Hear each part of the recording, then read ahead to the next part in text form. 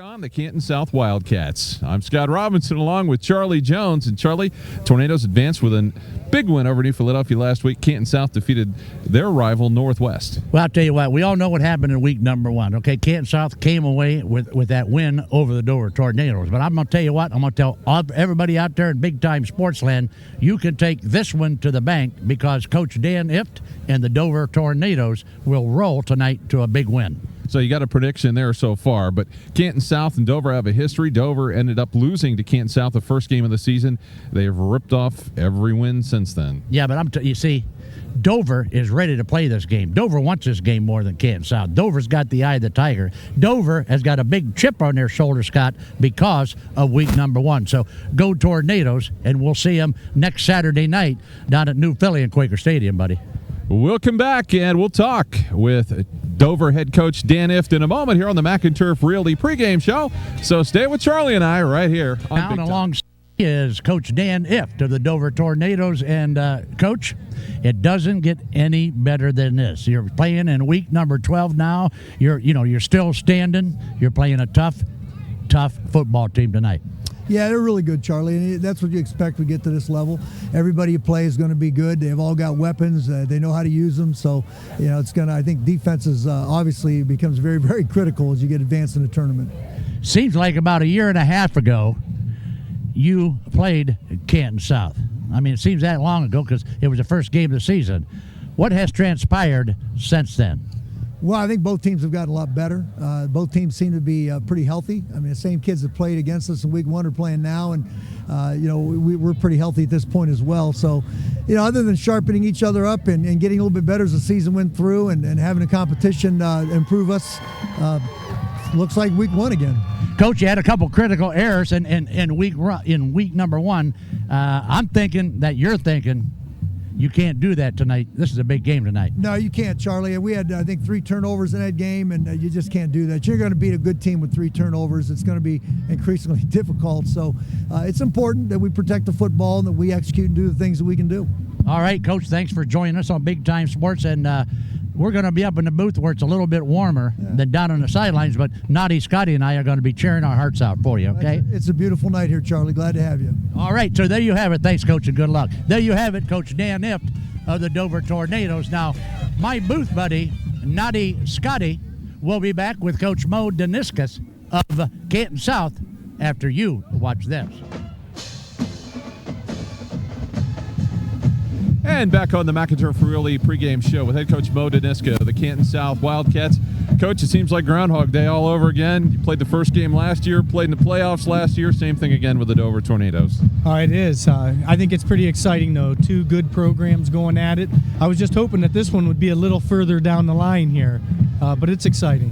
When you look at the Tornadoes, you're the only blemish on their record, so I'm sure they'd like to correct that. But, you had a really good game plan in the first game against them. How do you improve that after 9 weeks of being away from them? Well, I'll tell you what, we've got our work cut out for us. They've just rattled off, I think, 10 straight wins.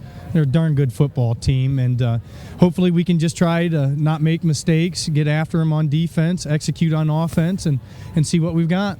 Yeah, the Tornadoes, obviously Corey Lisowski passing for 3,600 yards.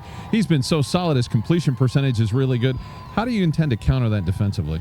Well, we've got to be able to use some quick defensive linemen, hope we can get some pressure on him. And it's tough for him to make bad decisions. We haven't seen it in any film, but hopefully we can cover their receivers, mix up coverages, give them a couple different looks, and but hopefully get pressure up front. Good luck tonight. Thank you very much. I appreciate it. Head coach Mo Daniska of the Canton South Wildcats. We'll be back with a kickoff in a moment. That's been the McInturf Realty pregame show. Stay with us. And we're back at Lowell Kleinfelder Stadium in Canton for this playoff game between the Dover Tornadoes and the Canton South Wildcats. The Tornadoes come in with a fine 10-1 mark.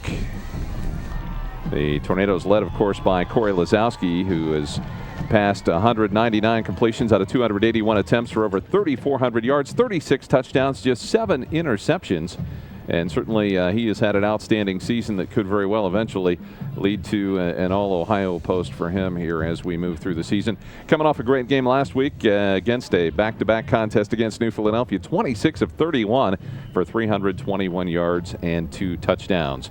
For the Canton South Wildcats, they're led by Matt Trissel, their fine quarterback, as he has completed 121 passes out of 224 attempts, 1,700 yards, 11 interceptions, and 16 touchdowns. And he will kick it away for Canton South as the Tornadoes get ready to return the opening kickoff. As ready to go, there you see number 23, Ricky Maz. This one is going to go to the far side and it's going to be loose. And the Canton South Wildcats are going to get it, and they're going to have the possession to open the game. Canton South came down, got the football, and Dover just let it lay there. How do you stand there, Scott, and watch the ball come to almost a complete stop? Okay, now that ball very well should have been fielded by the Tornadoes, and we should have had a run back. But Canton South very, very quickly, very intelligently covered that football. Everybody standing around watching, Scott. Well, the Canton South Wildcats have it on offense. At quarterback, it'll be number 9, Matt Trissel. In the backfield will be Justin Keith. They've got 4 wideouts. They'll run the spread just like the Tornadoes. And in motion is Grigsby. Trissel looks to take it himself, gets to the outside. Christian Ift is there along with Marcus Mammarella to make the stop.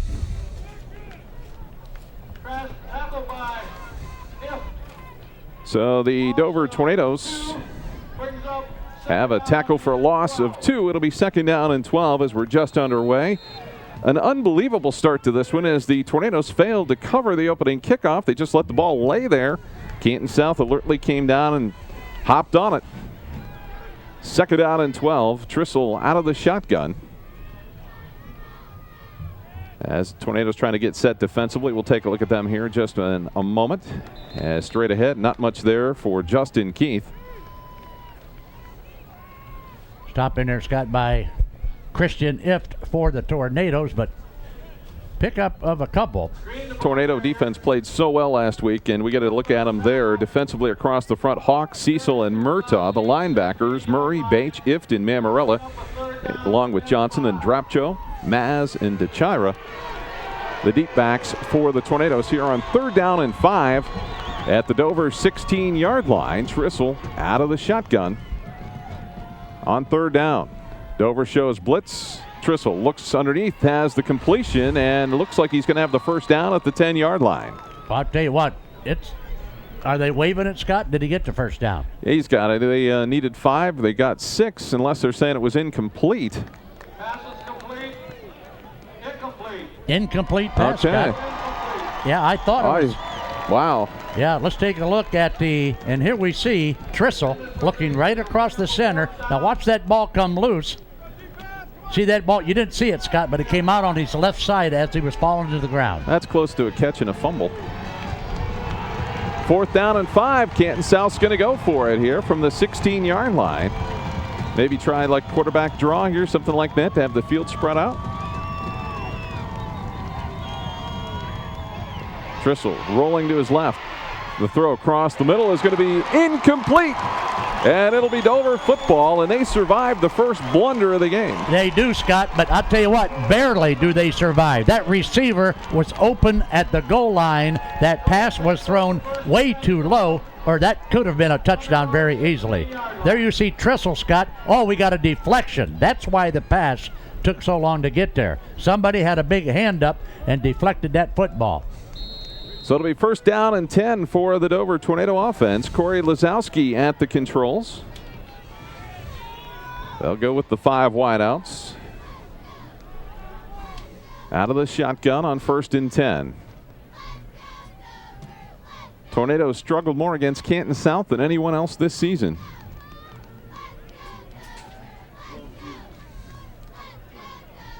Corey Lazowski like a traffic cop out there directing traffic, isn't he?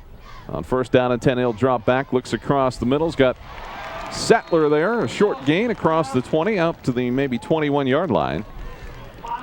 And it'll be 2nd down and 5. He was wide open across the middle. Kyle Sattler, who had a great game last Saturday night for the Tornadoes. 2nd and 5, Scott, from the 21. Out of the shotgun, the Tornadoes with the spread offense. It's a little unique here at Canton as you're so far away from the field. And Lazowski gets his receivers on the page, drops back, looks short under pressure, gets away, gets to the outside, lobs it down the sideline to Sattler. It's caught, and a first down for the Tornadoes. Lasowski and Sattler are teammates. These two guys know each other and know each other well. That time Lasowski felt the heat. Look at this. He's going to come out of the pocket, getting a lot of heat on him. He's going to spot number 5, Kyle Sattler. He's going to lead him with that little floater. A perfect strike to Kyle Sattler for a big Tornado first down. On first down and 10 for the Tornadoes. Lasowski drops back. Has some running room in the middle of the field to the 35, spins down to the 39-yard line. Let's take a look at the offensive line for the Tornadoes. Jason Orr and Danny Gendervin, the tackles. Neil Finlayson and Alex Abiel, the guards. Cody Gordon is at center. The outside receivers, Gessner, Matlick, Drapcho, Sattler, and also Mammarella. Second down and 5 for Dover at their own 39-yard line.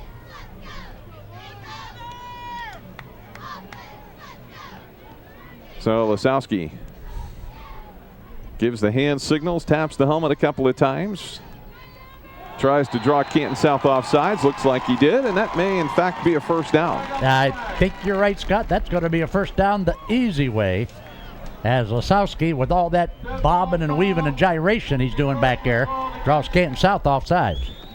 Defensively for Canton South, it's Andy McMillan and Ryan Gialinella. At the ends, Steven Steiner, the nose guard. The outside linebackers, Jordan Water and Jacoby Waters.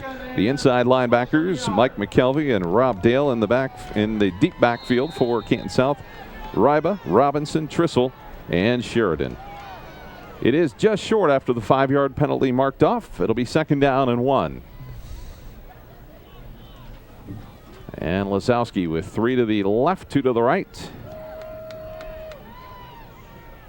Probably the first game against Canton South really was not reflective of the way the Tornadoes have played the rest of the season. They just got off to a bad start and lost that game. Lasowski's got the first down and plenty more as he crosses into Canton South territory at the 49-yard line. Good call that time by Dan Nift, and you know Lasowski's got the green light to tuck it and go with it, Scott, whenever he sees daylight. Tackled there by Andy McMillan of the Wildcats. And it is first down and 10 for the Tornadoes at the Canton South 48-yard line. Tornadoes on the move after they took the ball over at their own 16-yard line. Canton South, gutsy call. They went for it on fourth down, deep in Dover territory. Tornadoes able to hang on thanks to a deflected pass on fourth down. Lasowski looks to the left. He's going to go long. Drapcho's out there. He's got it at the 15-yard line. How about that catch out there? That's an NFL Sunday afternoon hookup between Lasowski and Drapcho, Scotty. That was a huge gain, and the Tornadoes had a similar pass last week against New Philadelphia. Let's take another look at it. Wow, and take a look at this pass. This is a beautiful pass from Coy Lasowski, and there is Ian Drapcho, and he catches the ball, brings it in for the big first down Tornadoes. First and 10 for the Tornadoes at the Canton South 14-yard line. The Tornadoes trying to draw first blood. As Lasowski looks to the side, gets the play. And time is running out here as he needs to get the snap off, and he's not going to get it away. They took too much time, and the Tornadoes just take too much time that time, and they could not get the play in.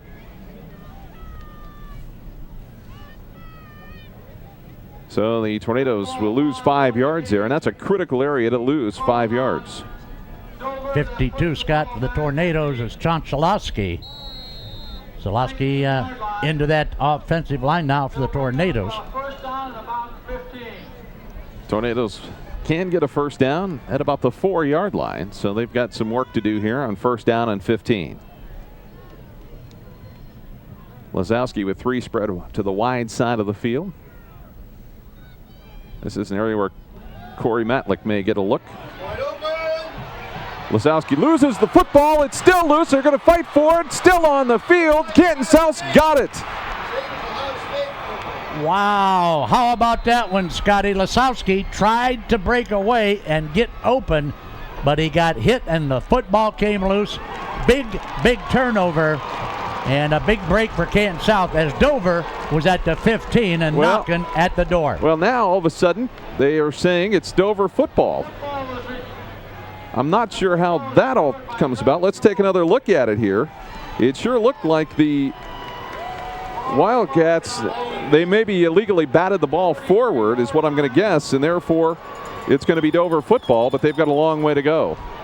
So now a big argument on both sidelines as to who should have the football and whether or not that ruling is actually correct. Well, I tell you what, from our replay, from our field camera, Scott, you saw the swat. Now watch him swat this forward. Watch the Canton South guy knock this forward when it comes loose.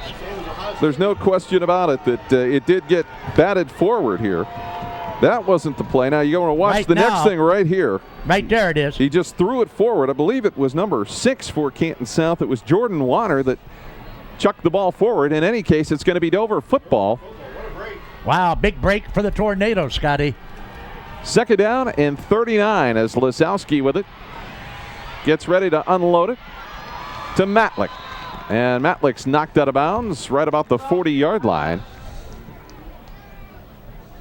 And it will be third down and long. So the Tornadoes with a big break there. Corey Matlick also had one of those great games last week, Scott. And, Matlick has become one of Lisowski's main weapons for the Dover Tornadoes. Well, he's got over 1,000 yards receiving. And now third down and 36. So the Tornadoes will have it. And another penalty flag down.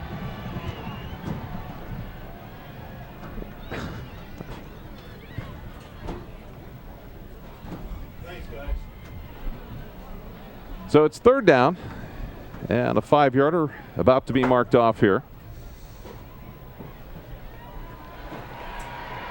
This one will go against the Tornadoes back to the 45-yard line.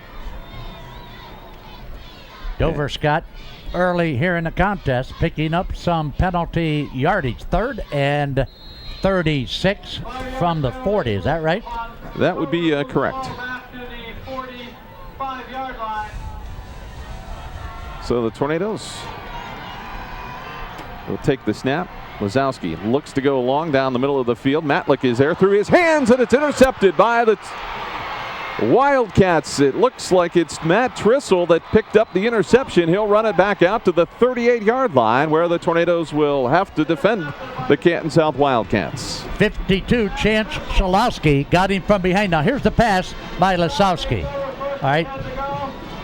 Lisowski can't find, just between the hands, Scotty, little bit too high, had to reach for it, and the run back now, and here you see 52, Shalowski with the stop from behind for the Tornadoes, but another turnover for Dover.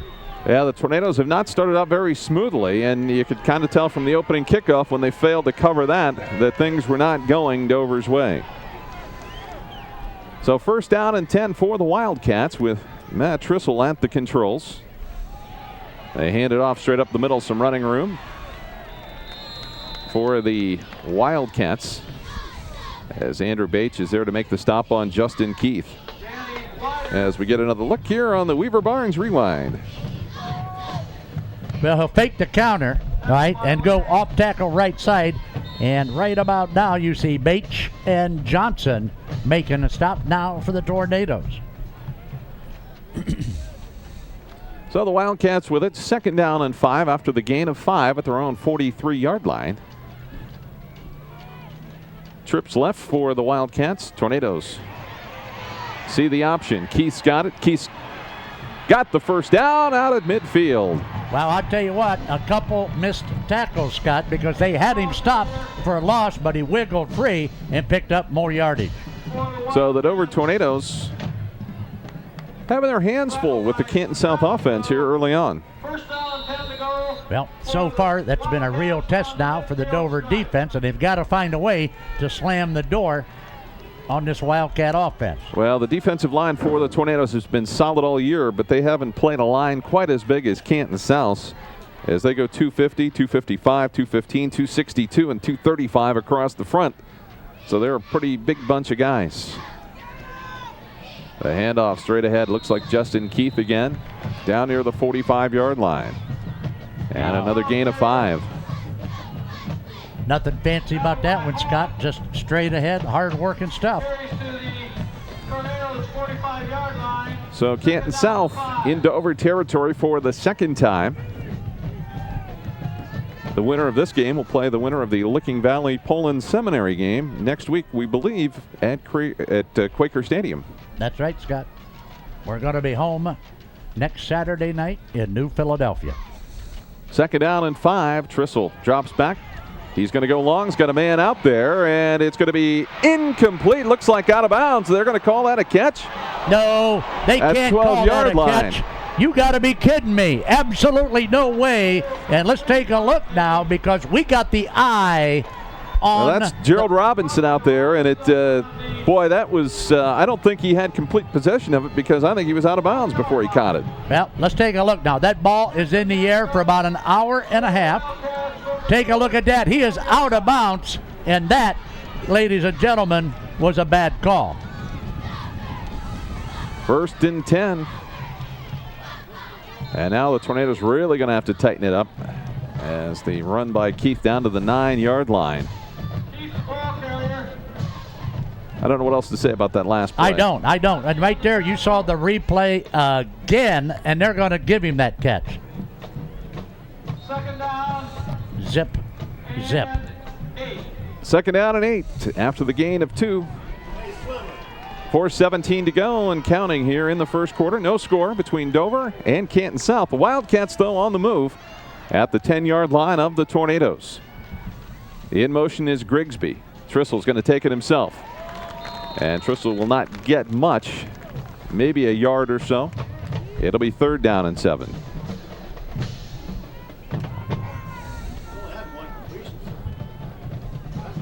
Third down and 8 with 3:49 to go. Ball carrier.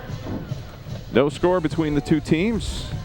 Burley and Bates on the tackle. As the Tornadoes need to find some magic here on 3rd down. Trissel looks for the option. The pitch to Keith. Keith is going to be short, I believe, of the 1st down, and now it's going to bring up another interesting call for head coach Mo Daniska. I think it's going to be 4th down. Going to be 4th and about a yard and a half, Scott, as the Dover defense. Let's take another look on the Weaver Barnes rewind. Bring up about a third. Well, there's the pitch to the left side, and watch very quickly coming up for the Tornadoes. Right there's the first contact. Number 24 for the Tornadoes with the first pop. That's Corey DeChira. And notice I said Corey DeChira. You just made Mom and Grandma happy. That's exactly right. 4th down. Dover's faced with a good defensive effort here against the Wildcats. They'll show the option. Keith to the outside. He'll have the touchdown. A 3-yard run puts Canton South on top first. Well, that play, of course, was made possible by that long pass along the sidelines. And take a look now at the touchdown. Here's the pitch. And he's just going to put his head down and just get into the end zone for the first score of the game for the Canton Wildcats. So Matt Trissel will kick the extra point. That is up, and it is good. Kick is good.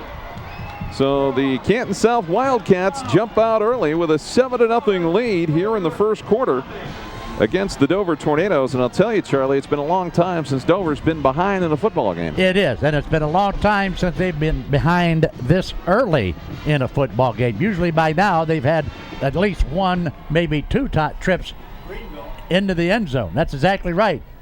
I remember a Greenville team, Scotty, that got off the bus at Crater Stadium and with under 3 minutes gone in the game was up on Dover 14-zip. Yeah, so that's almost 3 games ago. So it's 2:40 to remain here in the first quarter. Canton South on top as Trissel will kick it away. It's DeChira back deep, along with Drapcho, I believe, maybe. Matt Trissel to kick off. So we're ready to go. This time, I guarantee you that Dover will take care of the football as Ricky Maz back deep with DeChira. Maz is going to get it back at the 16-yard line and out to about the 26-yard line, and that's going to be it on that return. And it'll be 1st and 10 for the Tornadoes. And now they've got to get things headed in the right direction because that last series was just terrible. There's no other way to say it. Well, the early storyline, Scott, is this. Dover's miscues, Dover's turnovers, and the long pass that they ruled complete for Canton South that was out of bounds down there about the 10-yard line. 1st down and 10 for the Tornadoes. You know, the mark of a great champion is how they respond to adversity. So let's see what the Tornadoes can do here on 1st down and 10 from their own 27.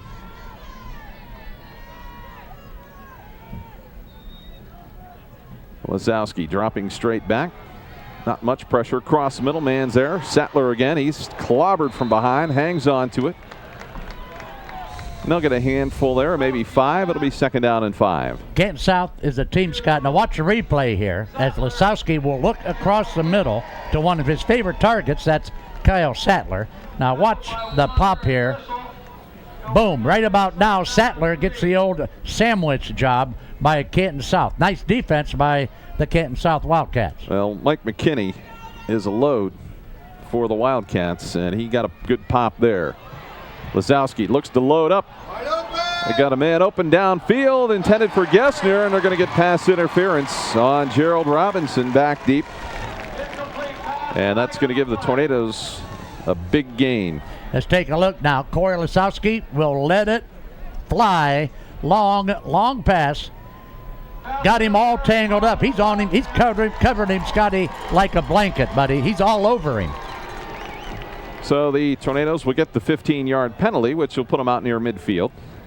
And it'll be 1st and 10 for Dover. Canton South coming in at 8-3. A real good football team, Scott. And you talked to Coach Daniska, you know, in our McInturf Realty pregame show. Well, I think he's, he looks forward to a good matchup with a great team. I think both coaches have respect for each other. They've played each other. This will be the 4th time in the last 2 years. So they're pretty familiar with each other. 1st down and 10 for the Tornadoes near midfield.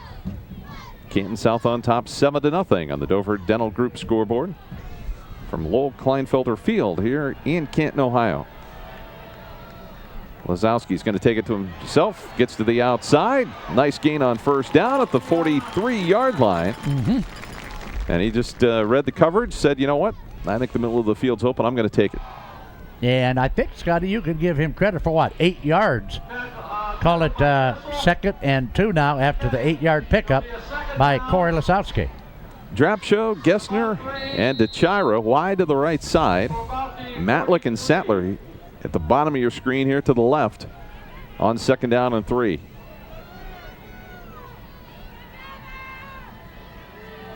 And Lazowski drops straight back. Gets to the outside. Sattler's got it. Nice possession receiver. And out at about the 26-yard line. And there's another nice gain of about 18 yards. It took Jared Gridsley. Number 2 is Jared Grigsby for Canton South. First he gets beat, then Kyle Sattler catches the pass from Lazowski, and here comes the Grigsby again, and Jared Grigsby on the stop for the Wildcats. 8 for 9. So 1st down and 10 8 for 9 for the Tornadoes from the 26-yard line. And Lazowski gets by one defender. Now he's done a foot race. Gets it off to the side to Drapcho. Drapcho's got some running room. And another 1st down inside the 15-yard line. Scott, with that pass completion, Lazowski is now 9 out of 10 in the early sledding here. And they haven't been all short either. They have not. Now watch Lazowski. He's going to get a block right there. Lazowski is going to find Ian Dropko all alone right there. And Ian will take it down inside the 20 and would be stopped at about the 15. So first down and 10 for the Tornadoes, again deep in Canton South territory. It looks like they've calmed down after their start here earlier in the quarter that just didn't go the way they had hoped, for sure. So we watch Lazowski give out the signals. They'll go to the side to DeChira. This time Canton South all over that play. And every time Dover seems to get down deep in Canton South territory, Canton South knows exactly what the Tornadoes are going to run, or they shoot themselves in the foot. Number 5, Scott, is Deontay Ball. And that time, Deontay Ball. Wow. Number 6, Jordan Warner. Huh? Warner? Is that his name? Okay. So it's second down and 16, and that is the end of the first quarter with the Canton South Wildcats leading the Dover Tornadoes 7-0. We'll come back with second quarter action here on Big Time Sports. Ready to go here with second quarter action. Charlie, take it away quick. All right. We'd like to thank our good friends from Allied Machine and Engineering, and right after this play, I'll give you more. Second down and 16 for the Tornadoes at their own 20-yard line, or rather the Canton South 20-yard line. Lazowski looks across Mills, got a man there. Matlick cuts it to the outside and scores. Wow, you can't get any better than that, Scotty. That was textbook, and now, wow, Matlick on the pass from Lazowski for the Dover touchdown. That was beautiful. And check out the replay as Matlick will go into the end zone now. And nice bit of running after the catch. 21 yards, Lazowski to Matlick for the Dover touchdown. Zach Rafter on to try the extra point to tie the score. Kick is up, kick is good, and we are tied at 7 with 11:53 to go here in the second quarter. And Lazowski now 12 out of 13 through the air, connects on a 21-yard pass play to number 1, Matlick for the Dover touchdown. How about our good friends at Allied Machine? Yes, how about our good friends at Allied Machine? Allied Machine and Engineering Corp supports education throughout the county. They are a proud sponsor of Project Lead the Way, which is helping to develop engineers in many schools throughout the county. Whether in the classroom or on the football field, Allied Machine and Engineering supports our leaders of tomorrow. Good luck, Tornadoes, from Allied Machine and Engineering Corporation. And while we have a moment, too, I'd like to thank Dover statistician Sean Lobel for getting us the stats all season long, and his wife Tina for making sure that we get them. And without them, we couldn't do this, so we sure appreciate their help as well. So thank you, Sean, and thank you, Tina. Corey DeChira scoots it down the field, picked up, and met hard by Murtaugh. Canton. It's Rob Dale on the return for Canton South, and Brandon Murtaugh with the good special teams play, and it's first down and 10 for the Wildcats. And Scott, a little bit of a new twist on the Big Time Sports game tonight for you Marching Tornadoes band fans, for you band show people. Stay tuned at halftime as our good friends from Lavender Bridal Salon, Karen Stokey and Lavender Bridal. Yeah, Lavender Bridal Salon will bring you the halftime band show. First down and 10. Trissel looks at the option, the pitch, and Keith's got nowhere to go. He's going to be taken down for a loss as the Dover defense wakes up, makes the big play. Chris Cecil is among the first there for the Tornadoes. Wow, and how about that defense by the Tornadoes? Take a look now. Trissel can't find anybody, but okay, he says, all right, I'm going to get out of here, and I'm going to pitch. But look, everybody is on him like a hobo on a ham sandwich, Scott, and he goes down for a big loss. That'll make it 2nd and 12 now. You know, Justin Keith rushed for over 1,100 yards on the season, but that time he went backwards for a couple. It's 2nd down and 12. Just underway here in the second quarter. Trissel across the middle has a man open, and then the Tornadoes quickly close. Is that pass to Gerald Robinson? Will gain about 4, and it'll be around 3rd down and 7 or 8. Christian Ift, Scott, number 9. Now watch Christian Ift come up very quickly. Mamarello will hit him first. And there you see 9, Christian Ift. And there's Tyler Hawk, 77. Whole lot of help bringing him down, Scott. Big play here, 3rd and 5. Well, Tornadoes have a little bit of momentum, and you're right, Charlie. Canton South really could use a first down here to slow down the Tornadoes a little bit. At their own 41-yard line, Trissel looks across the middle. The ball's deflected, knocked out of his arms, but they're going to say his arm was moving forward, and it's an incomplete pass. It'll be 4th down. Wow, good defensive stand. And listen to the Dover faithful, Scott. They are off of their seat and on their feet, cheering on the Tornado defense, buddy. Take a look now. Trissel's going to cock. He decides not to throw it, but he did come forward, Scott, so it's an incomplete pass. Trissel will drop back to kick it away to Chico DeChira and Kyle Sattler. Ready to return it. It'll be Sattler that'll pick it up at the 28, and he has nowhere to go as Warner is there to make the stop along with Ryan Giulianello. Scott, since this is a big game, we brought the varsity team with us into the press box tonight.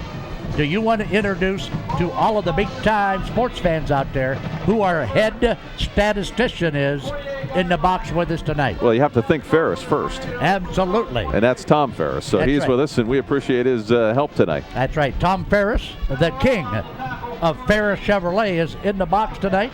And remember this out there. If you're looking for a car, truck, or van, what are you going to do, Scotty? Well, you're going to think Ferris. That's exactly right. Think Tommy Ferris, buddy. Does that get you an extra day? Yes, it does. First down and 10. Lazowski. Plenty of time. Takes off with it. Across the 30, out to the 34-yard line where he took his seat. And a nice gain of about 5, maybe 6. And it's 2nd down and 4. Here you'll see Corey will tuck it, take it. He'll sneak right through the middle for a nice gain of about 6 yards and call it 2nd and 4. 9:38 to go here in the second quarter. We're tied at 7. And a penalty flags are thrown. And a legal procedure against the Tornadoes. It'll back them up 5. Dover has amassed some significant penalty yards so far. Yeah, Dan Ift and I talked about that, Scott, in our pregame. Okay? Dover cannot afford to make these kind of errors tonight against a team as good as and as well coached as the Canton South Wildcats, okay? They've got 15 yards in penalties so far. But they've had a number of plays that they've suffered big losses on. 2nd down and 9 after the gain of 1 in total.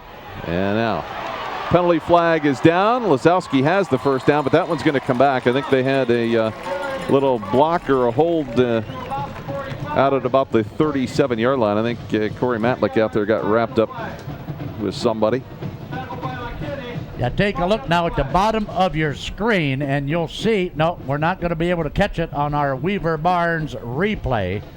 Nice gain by Lazowski, but the penalty? Well, they're talking to Dover, so Wow. maybe it's going to be on Canton South. Maybe they held Corey Matlick. Yeah, that's what it's going to be. They were holding Corey Matlick and trying not to let him get downfield. Had something to do with him. We knew that. We just weren't sure what. Well, that'll move the chain, Scott, and make it, wow, the ball now on the 43-yard line, and another first down for the Tornadoes. So Dover continuing to move the football. First down and 10.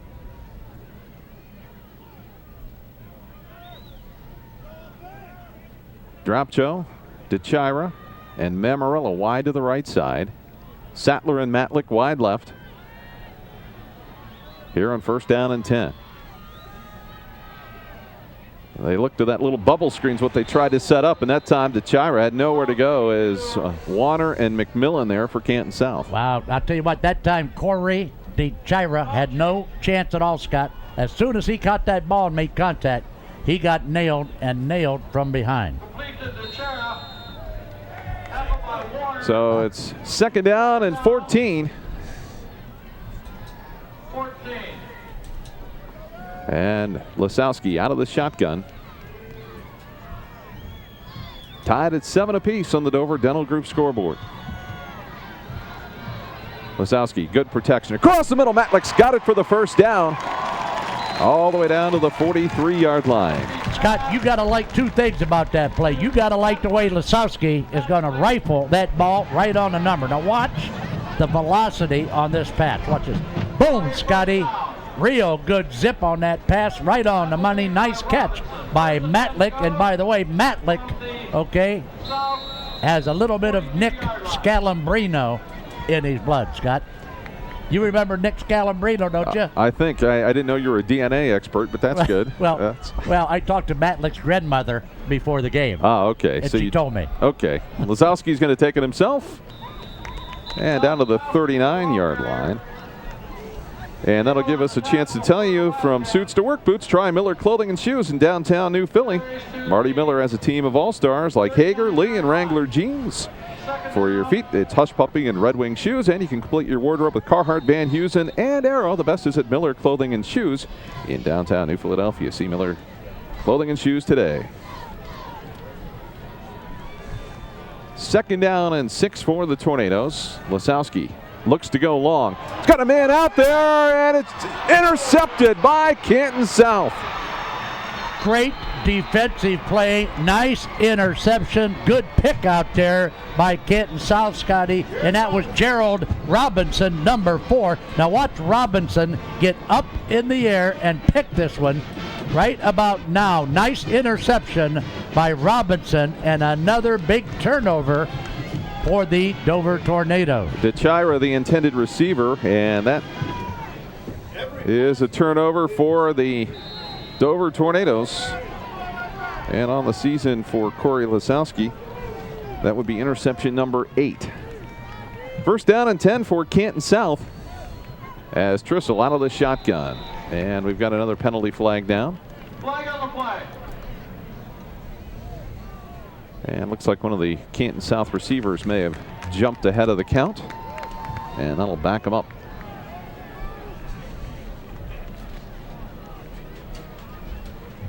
The offense.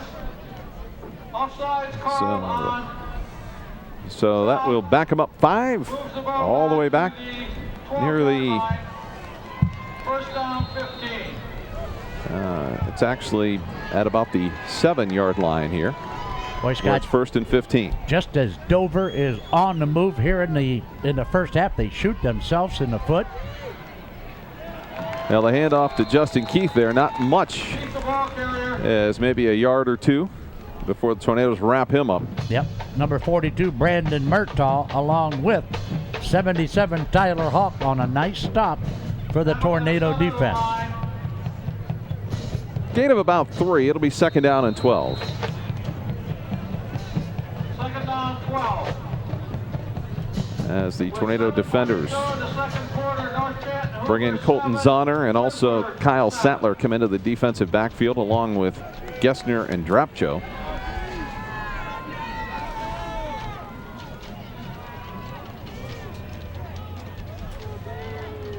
Trissel is going to have to take a timeout.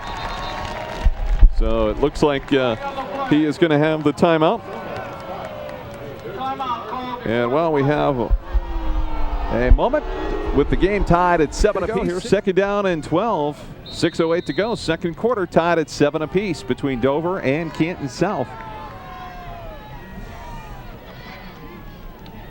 The handoff to Grigsby, and he's going to get out to about the 11-yard line, and they're going to shut him down after a short gain of maybe a yard. It'll be third down and 11.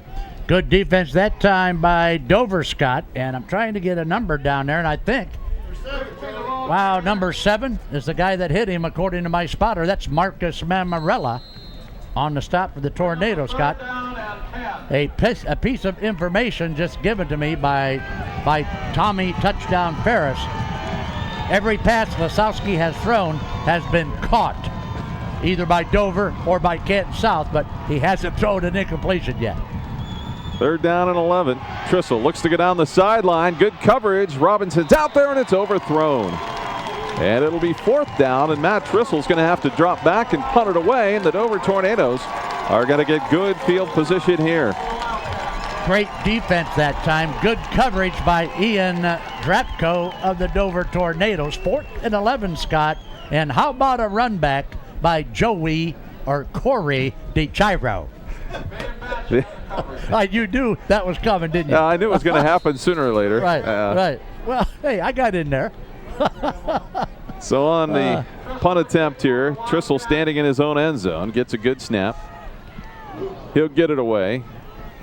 Fair catch. DeChira tried to get to it, then let it go. And it will bounce back to about the 43-yard line, where Canton South will down it. And Dover will have the football. 5:07 to go here in the second quarter as we're tied at 7. All right, Scott, we'd like to thank our good friend Bill Big Mac McIlvain, a Dover star, a Dover Tornado star way back in 1967. Bill McIlvain and his staff that include Meg Cugliari at Miller & Miller Insurance. So if you're looking for insurance and you're looking for good stuff, either property or liability, okay, and you want great customer service, call Miller & Miller Insurance. That's Bill Big Mac McIlvain, a Dover 67 grad, and our good friend Meg Cugliari at Miller & Miller Insurance. 364-6641. 1st down and 10 for the Dover Tornadoes. Corey Lasowski drops back, gets good protection. Everybody's covered, though, in the secondary. He gets away and still in trouble. Still running, throws the football away out of bounds, but he was outside the tackle box, and it's incomplete. Well, I'll tell you what, Lasowski made me real nervous, Scott, on that last play. Now watch how many times, count them. And there's one. He's going to get out of that one. There's one. Okay, right here is 2 he's going to shake loose from. 2nd down, 10. And right here is 3. He should have got rid of that ball a lot quicker than he did. Well, he had to get outside the tackle box, and that's finally what he managed to do, as it's 2nd down and 10 for the Tornadoes at their own 42-yard line. In motion is DeChira. They'll pitch it to him. DeChira looks to throw. He's got a man open, airmails it over the head of Gessner. And it's incomplete. New wrinkle to that play. They ran DeChira last week a couple of times. And that time he just launched it a little over Gessner's head and out of bounds. Wow, and Gessner was wide open out there. That would have been a big one had Corey been able to connect with Carson Gessner. So it'll be 3rd down and 10. So Dover pulls a little bit out of the trick playbook. And now they're faced with 3rd and long. Lasowski has all the time in the world. Gessner's there. He drops it at the 45-yard line. Sweet banana. That ball hit Carson Gessner right in the sternum, baby. Right in the number 3, and it was too easy, and Carson missed it, and it's going to be a 4th down now for the Dover Tornadoes. Then you get a look. It's going to hit him right in the number. Look at that. Hit him right square in the chest, baby. 4th down, and Corey DeChira on to kick it away for the Tornadoes. First punt.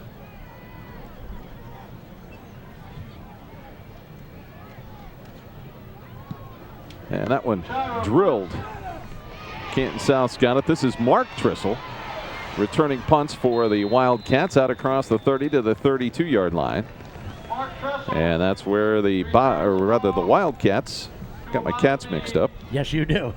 That's you're just a cool cat, Scott. Yeah. Yeah. I'm just the cat's meow. Hey, I tell you, this is like, both teams now, up and down, both teams committing silly turnovers. They're feeling each other out here, Scotty. Yeah, this one could go right down to the end. This certainly is not something we've seen often, a team that can stop the powerful offense of the Dover Tornadoes. That's exactly right. But that's why the Wildcats are here in week number 12, playing the game 8-3, good team, the Canton South Wildcats. Justin Keith out across the 35 out to the 36-yard line. as the Dover Tornadoes trying to tighten up defensively, make a stop here, maybe get a 3 and out and get the ball back here before halftime. Second down, 4. So second down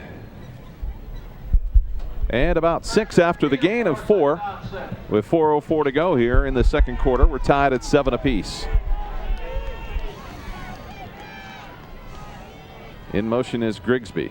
Trissell's going to take it himself. He's got some running room, breaks through, and the defensive secondary of the Tornadoes are going to have to come up and make the stop. It's Ian Drapcho that brings down Trissell at about the 41-yard line of the Tornadoes. Let's take a look now. Here's the snap. Trissell's going to fake the handoff. Trissell's going to keep it, and a whole lot of running room right up the middle of that Dover defense. There you see Carson Gester, number 3, chasing him, but it takes number 10, Ian Drapko, to bring him down. Big pickup now at the 41. First down and 10 for Canton South. Canton South's burned 1 timeout. They've got 2 left. They hand off to Justin Keith straight ahead. The one thing you've got to give Coach Mo Daniska credit for is he's trying to run a balanced offense. He hasn't given up the run and gone strictly to pass. He's trying to get a nice mix in there against the Tornadoes. Well, you know, that's something that Dover hasn't seen a whole lot this year. Somebody that's able to run and pass and do both efficiently. So the Dover defense so far has been bending a little bit, but so far they have not broke. And now to bring up 2nd and 7 now from the 38. Trissell out of the shotgun in Dover territory. Trissell looks to get on the sideline, wanted to go long. Now he'll take it himself, and he's knocked out of bounds. No gain on the play, and it'll be 3rd down and 7. Scott, that Dover defense so far has been playing a good solid ball game. They've been solid for the last, well, really all season. They've been very solid. The most points they've probably given up out of 8 pass attempts, only 1 has been complete for the Canton South Wildcats. And the defensive secondary of the Tornadoes doing a good job. And I think the big thing is Tornadoes are getting pressure on Matt Trissell. Yes, they are. And I don't think Trissell has seen that kind of pressure.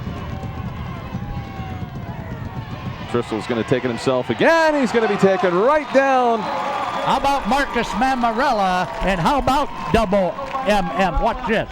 Watch our buddy number 7, double M, Marcus Smile Mamarella with the hit. Boom, right there he goes, and Trissell goes down very quickly with the hit from Mamarella. Well, it's 4th down and 8, and Trissell will kick it away. DeChira and Drapcho back deep at about their own 5-yard line. And the Tornadoes are going to have to get away from it, and they're going to get pinned deep in their own territory as the ball will stop at about the 1-yard line. And the Tornadoes are going to have all 3 of their timeouts, 2 minutes and 4 seconds left, but they're going to be thrown out of their own end zone.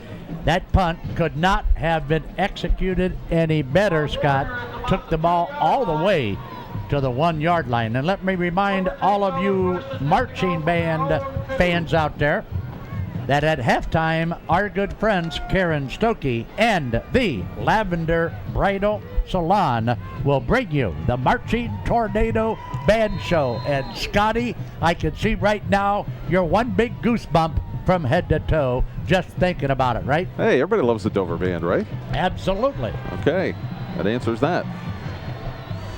First down and 10 at the 1-yard line for the Dover Tornadoes. The only problem is for them, it's the wrong 1-yard line. Wow, Corey Lasowski is about 8 yards deep in his own end zone. And now he's going to scramble. He's got some running room. He'll go to the outside to Drapcho. And Drapcho's out across the 10-yard line. He'll be close to the first down. The clock will continue to move with 1:50 to go. You know, the Tornado mindset here, Charlie, is they're trying to score. They're not going to sit on this football. No, that's right. That is not their mindset. That is not their posture. They want to throw downfield and throw downfield every time they get a chance. Second down and short. Lasowski is going to have the first down. Still on his feet out across the 20 to the 21-yard line.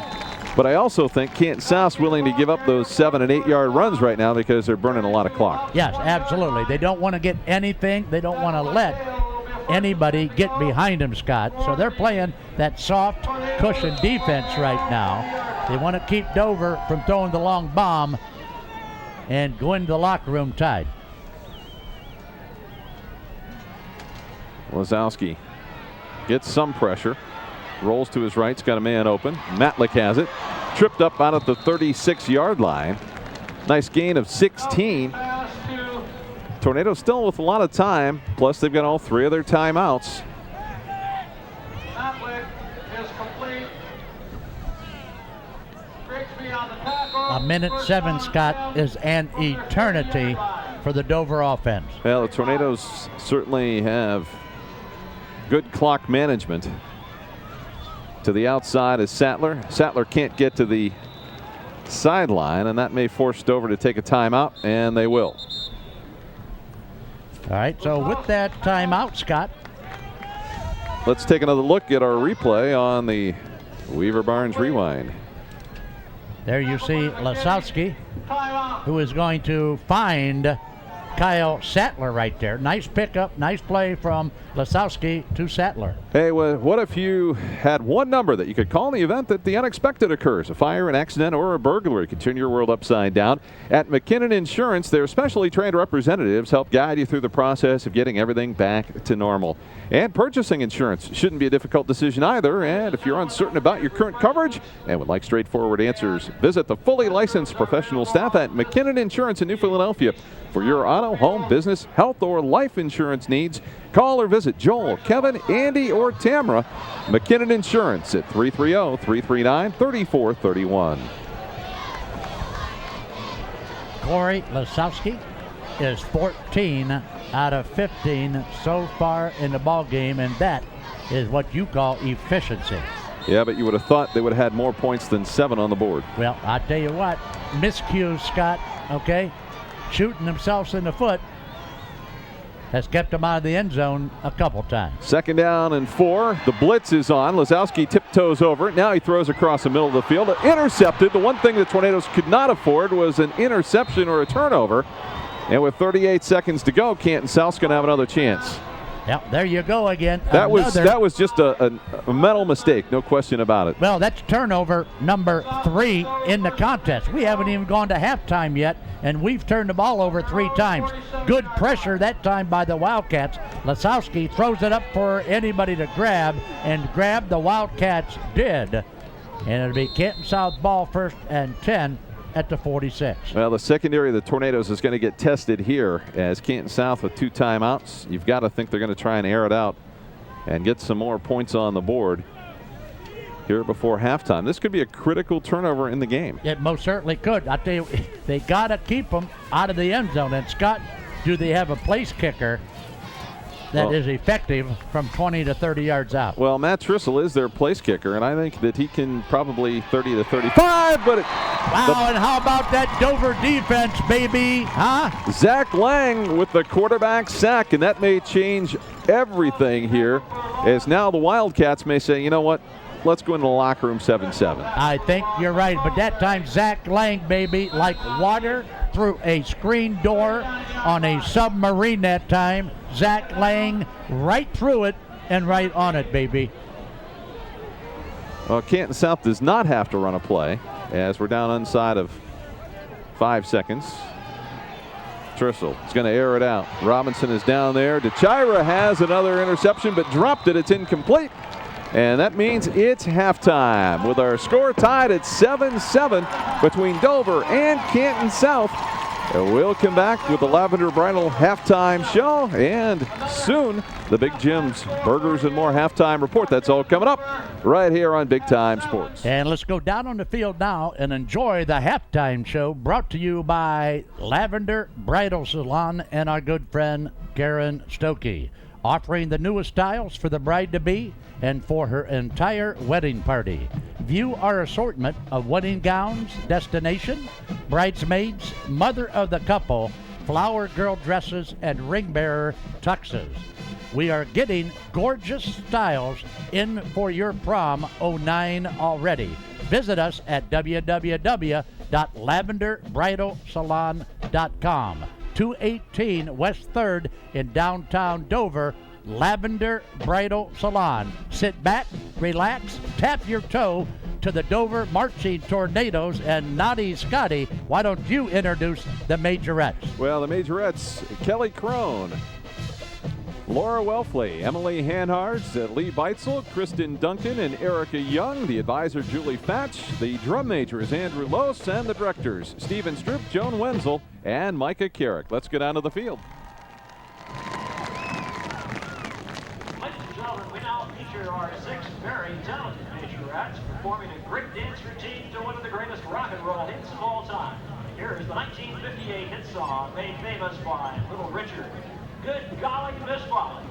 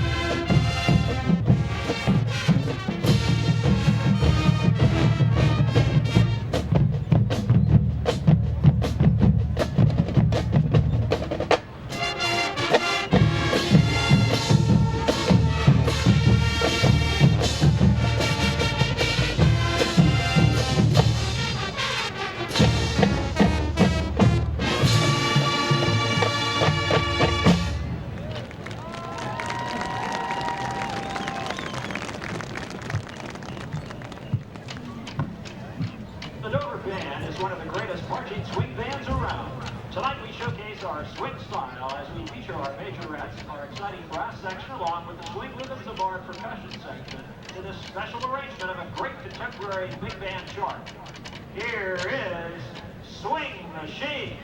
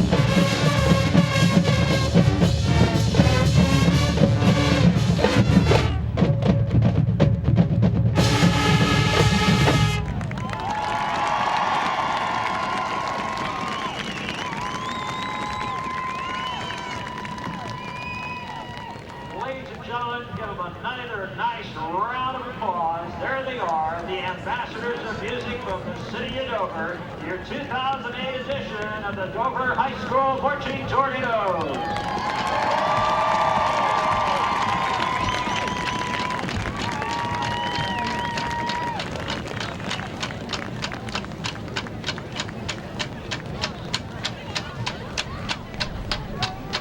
All right, there you had a look at the Lavender Bridal halftime show featuring the Dover Tornado Marching Band. Charlie Jones and I will be back with the Big Jim's Burgers and more halftime report coming up in just a couple of moments. We'll take a break. We'll be back with more from Canton's Bull Kleinfelder Stadium in just a moment as Dover tied with Canton South 7-7. Back with more in a moment here on Big Time Sports.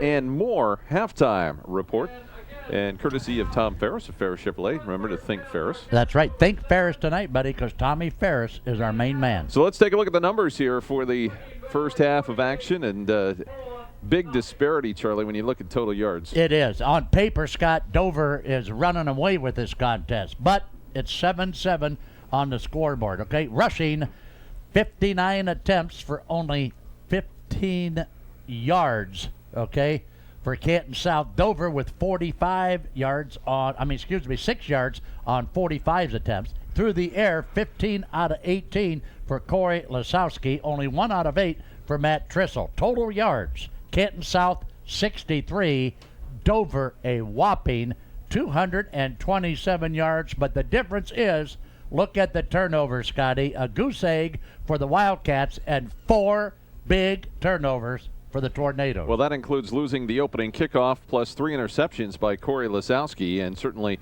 that has been the difference in the game. Dover's piled up plenty of offense, but they made turnovers at key times, and that has been problematic. So that is the Big Jim's Burgers and More halftime report.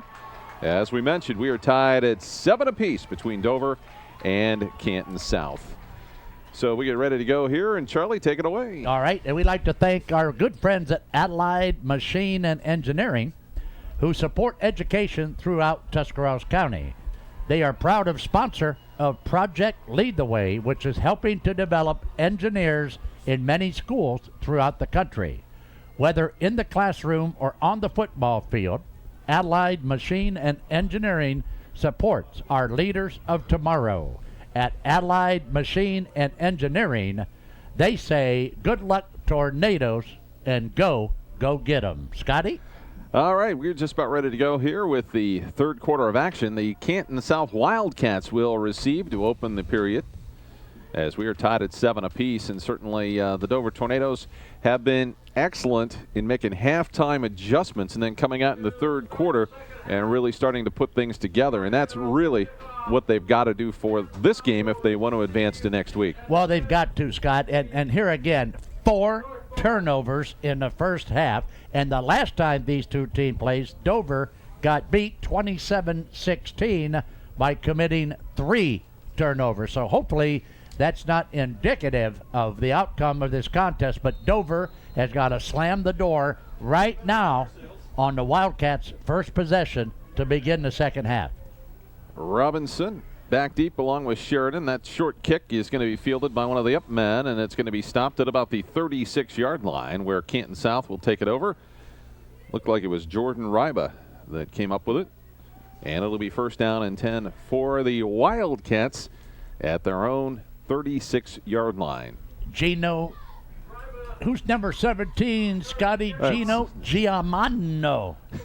Gino Giamo. He would settle for just Giamo. Yeah, that's the tackler. It'll be first down and 10 here for the Canton South Wildcats. And Matt Trissel remains at the quarterback spot for Canton South. And Justin Keith met in the backfield there by Brandon Murtaugh. Just sliced through the offensive line and made a huge hit on the running back, Justin Keith. Let's take a look now on our Weaver Barnes rewind and watch. Look at this. Murtaugh fights off the block and slams the ball carrier to the ground. Nice play by Murtaugh on the Dover D. Loss of a couple. It'll be 2nd down and 12. As that's a good start here for the Dover Tornadoes. Trissel with 4 wideouts. Looks to the outside. It's caught there by Grigsby, and Grigsby's going to be taken down by Ricky Maz, ridden down. Wow. Right at the original line of scrimmage. Gain of a couple, but no more. It'll be 3rd down and 10. You ever seen those iron Broncos in the bars, Scotty? That's exactly what Ricky Maz put the big hit on that guy. He rode him down like a Bronco, baby. You know, Matt Trissel was only 2 out of 8 in the first half for only 24 yards in the air. So, you know, someone that I thought was really going to hurt the Tornadoes really hasn't been that big of a factor. No, has not yet, as Dover now has held Canton South to only 59 yards in the first half. 3rd down, long 9. Trissel across the middle. Man's wide open. It's Robinson, and DeChira's going to take him down in Dover territory at the 42-yard line, where it'll be another 1st down for Canton South as we get another look.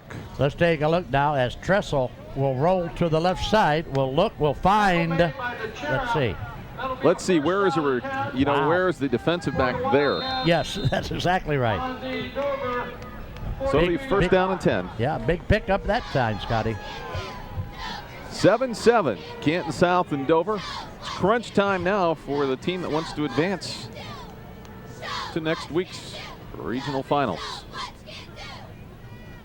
Trissel dropping straight back. Has a man open in the corner. Robinson there, deflected out of bounds by DeChira. Wow. Good coverage there by the Tornadoes. Yes, Corey that time was right there and kept that pass from being completed. That very well could have been a touchdown, but Corey DeChira is there and does a great job defensively for the Tornadoes. So it'll be 2nd down and 10. And the Wildcats will send trips right on 2nd down. The handoff straight ahead. Keith, not much there. Just inside the 40, maybe to the 39-yard line for a gain of 3. He's got, you know, Dover, you and I both know Dover, and Dover is accustomed to scoring a lot of points and putting a lot of stuff on the scoreboard. This game tonight still 7-7, and I think this is exactly the way Mo Dineska wanted it to unfold.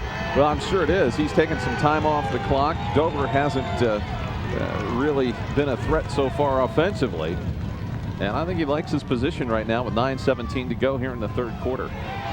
Trissel will run it. Trissel gets loose. Trissel has the 1st down inside of the 30 at the 29-yard line before Christian Ift and Andrew Bache make the tackle.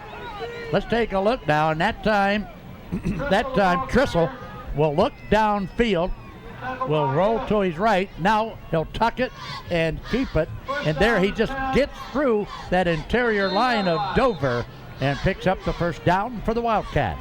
You get to that 2nd level, and then you're playing chase, and that's not a position you want to be in. Canton South sitting at the Dover 30-yard line, 1st down and 10. A nice drive here for the Wildcats as they've taken off the better part of 5 minutes here in this 3rd quarter.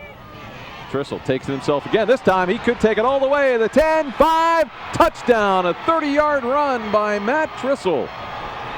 Well, I don't know, Scotty. I don't know if this was a called play or a broken play, but either one, Matt Trissel does a nice job. There's the fake handoff to the wide receiver coming around. No, this play is a pattern play, and look at Trissel picking him up and putting him down. Matt Trissel will take it into the end zone for the Canton South Wildcats. And you know, he got some great blocking there to make that all happen. So the extra point by Trissel to come. Good spot. Kicks up. It's good. And it's 14-7. Canton South with the lead here over the Dover Tornadoes with 6:40 to go, 3rd quarter. And Scott, at 14-7, this is not what we were thinking about at halftime. We needed Dover to come out and stop Canton South defensively, and get something on the board. This is exactly what we wanted to happen, but with Dover with the 14. Right. Licking Valley appears to be on its way to meeting either one of these two teams in the regional finals next week. And certainly we hope it's the Dover Tornadoes. Well, still plenty of time, Scott. I mean, the way these two teams play offense, anything can happen. Only 6 minutes and 40 seconds to play here in the third quarter, but that's a long time when you run an offense like Dan F. does. So Trissel, who's done just about everything except serve as water boy for head coach Mo Daniska, will kick it away. And that's going to be picked up by DeChira. DeChira out across the 30 to the 31-yard line before he is tripped up. So the Tornadoes will have decent field position to begin this drive. There you get a good shot down on the Dover sidelines as those receivers and offensive line of the Tornadoes will now break and come onto the field. But Scott, pretty soon, buddy, it's going to be big-time hoops on Big Time Sports, buddy. Right, starting December the 6th, it's Garaway at Indian Valley in boys action. That'll kick off the season. We got about 20 boys and girls games roughly. We got some wrestling matches. We got a lot going on. You want to stay tuned to your local media outlets for more information about Big Time Sports. First down and 10 out of the shotgun. It'll be Lisowski. Problem hasn't been the Tornadoes moving the football. It's been finishing, and he will get back to about the line of scrimmage and not much else there. And it will be second down and 10. Scott, if you were going to guess, how many people do we have here tonight in this stadium? We got a big crowd here tonight. I would say lots. It is a nice crowd, and certainly it's not just all Dover fans that have come to see the Tornadoes play. There are others from all around the county and other areas. Second down and 10. Lisowski looks out for that little bubble screen. DeChira has some running room down the sideline if he can break a tackle. Yeah, but he is out across the 40. Penalty flag flies. And that might be a big 15-yarder. And let's check out the end of this play as Lisowski will find Corey DeChira. You see a nice cut by DeChira. Now watch the action here as DeChira will be forced out. Horse collar tackle maybe. So could be late hit out of bounds too. Yep. I think they're going to get him for a late hit, but nonetheless, it could be just what the doctor ordered for the Tornadoes as they will walk him off. There you see a personal foul against the Canton South Wildcats, and that's going to take the football. Well, where are they going to spot? They're going to spot it at the 42-yard line. So the Tornadoes first down and 10. Lisowski gave it up to Marcus Mamarella, and a couple of yards, maybe 2 to 3 there. And that's first carry by someone other than Lisowski in this one as we get another look. You'll see Lisowski now give it to number 7, Marcus Mamarella. Mamarella tries to get through that second hole, but doesn't quite get there. And a pickup of 2, call it 2nd and 8 now for the Tornadoes. Lisowski looks across the middle. Sattler's there. He holds on to it. That was one of those plays you could just see that ball bouncing loose as another nice defensive play there by Mike McKinney, who's been solid at linebacker all season for Canton South, makes the stop, and it'll be third down and 5. Pickup of 3 by the pass to Kyle Sattler. So Lisowski with it. And he'll go to the outside to DeChira. Heads to the... Yes, how about that? Looks at the stick. Might have got enough for the first down. I think that time it was all Corey DeChira. Now take a look at the effort by this young man, DeChira. He's going to catch a football. He's going to cut it inside. Here comes Big 71 bearing down on him, and you see the lunge forward. That last effort, I think, picked up the first down for the Tornadoes. So they're going to bring out the chain gang, Scotty, and can we get an eyeball on it from way up here? Looks like he's going to have it by about the end of the football, and he does. So it'll be a 1st and 10 for the Tornadoes. And that'll keep this drive alive. This is really an important drive for the Tornadoes because they need to answer the score by Canton South. That's exactly right, and don't be surprised if that happens, Scott. From the south, 4 turnovers in the first half. They've got them all out of their system, and they mean nothing but business here in the second half. So 1st down and 10 for the Tornadoes. There you get a good look at the field general, Corey Lisowski. On 1st down and 10 at the Canton South 31. Lisowski has him in, wide open. He's got it. Touchdown, Dover. How about that one, huh? All the way to Kyle Sattler. Touchdown from 31 yards out. And what did I just tell you, Scotty, about the Tornadoes answering and meaning business? A beautiful strike from Corey Lisowski to number 5, Kyle Sattler. How about that play, Scotty? He just beat the defensive backs, was wide open. Biggest thing you had to worry about there was making sure you catch the football. Now, we have to be sure Sattler will hold now, but we need this extra point to tie it up. Zach Rafter on to try the extra point. That is up, and that is good. Wow, and how about that? The Tornadoes, okay, get knocked down, get hit in the mouth a couple minutes ago, but they stepped right back in the ring, Scotty, and they come out punching and swinging. Touchdown, Dover Tornadoes, and we've got ourselves pandemonia in Stark County. Well, I think the fact that the Dover Tornadoes know they can come back, they know they've got the offense, they know they've got a great defense. I think that gives them a lot of confidence that even though if they do get down some, they know they can always come back against just about anybody. That's exactly right. But I'll tell you what, this Canton South team, a very, very well coached, very good football team. They're not done yet either. We still got a lot of dancing to do because the band, Scotty, is still playing. So Corey DeChira kick it away for the Tornadoes. Canton South's kind of all bunched up. Take a look at the Dover cheerleaders. Chelsea Balder, Kelsey Wendling, Brittany Bigler, Natalie Walker, and I'll give you the rest here in a minute.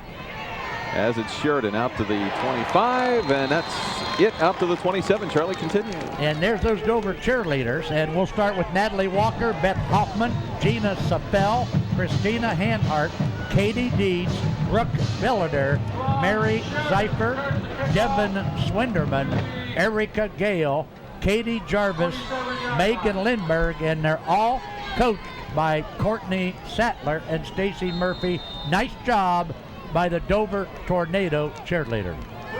1st down and 10 for the Canton South Wildcats at their own 27-yard line. And boy, what the Tornadoes need here is a nice big turnover. Wouldn't that be nice?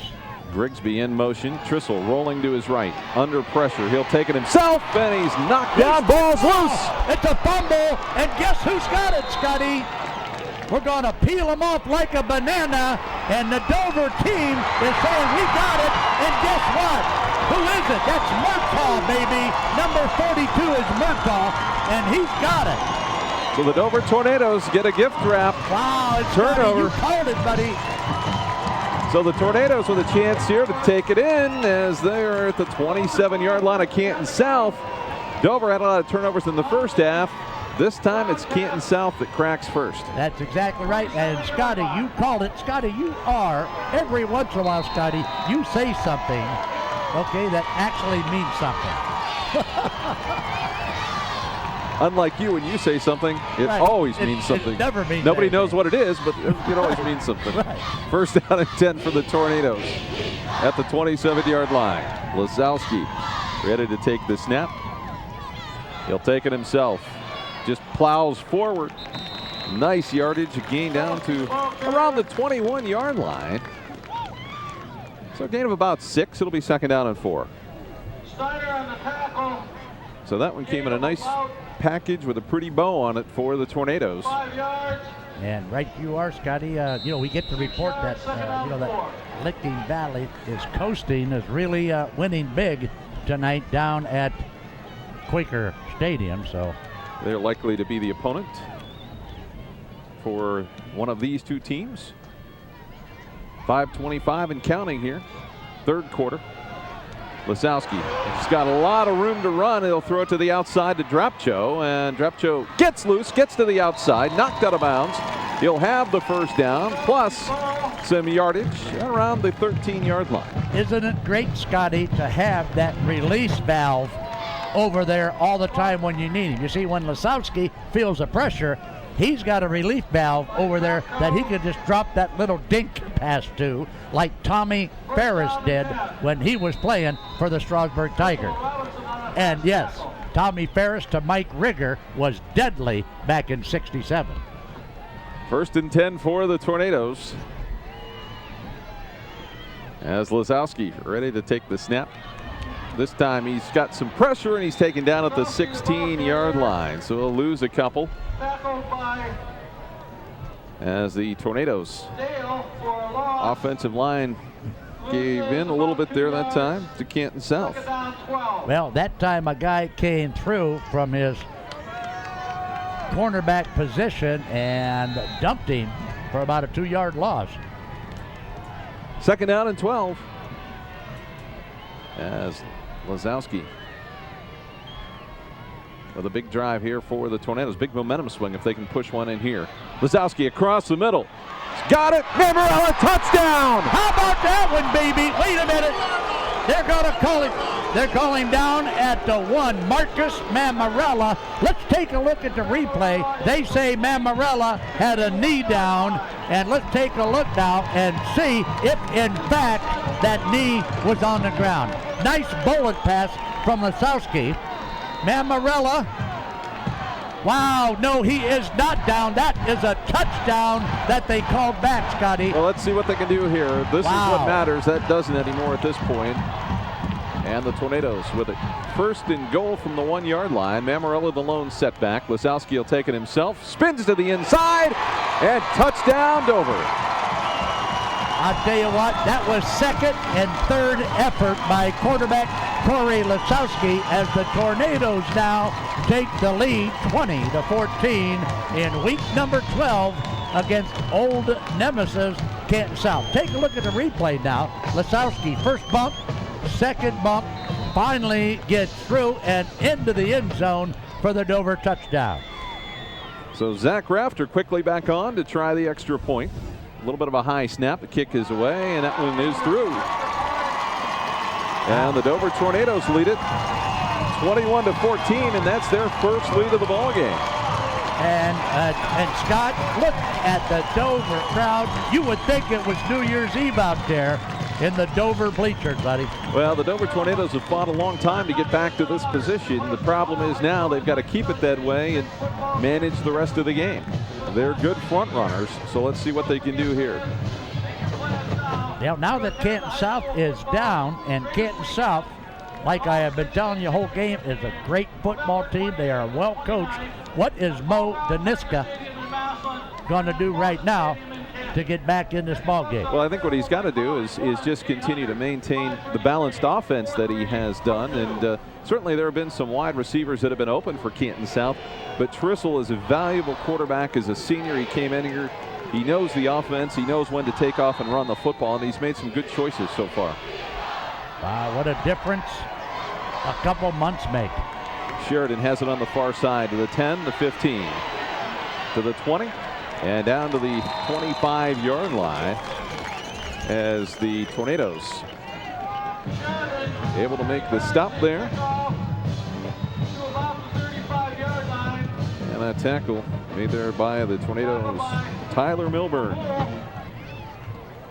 It'll be 1st down and 10 for the Canton South Wildcats with 4:02 to go here in the third quarter. Dover on top, 21-14.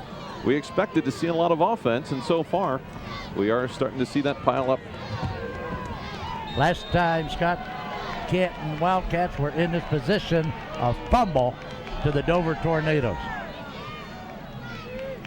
1st down and 10. Grigsby in motion. Trissel brings it to the short side of the field. He's going to be knocked down as Christian Ifton, Ricky Maz there to make the stop for the Tornadoes. Second down and 10, no gain.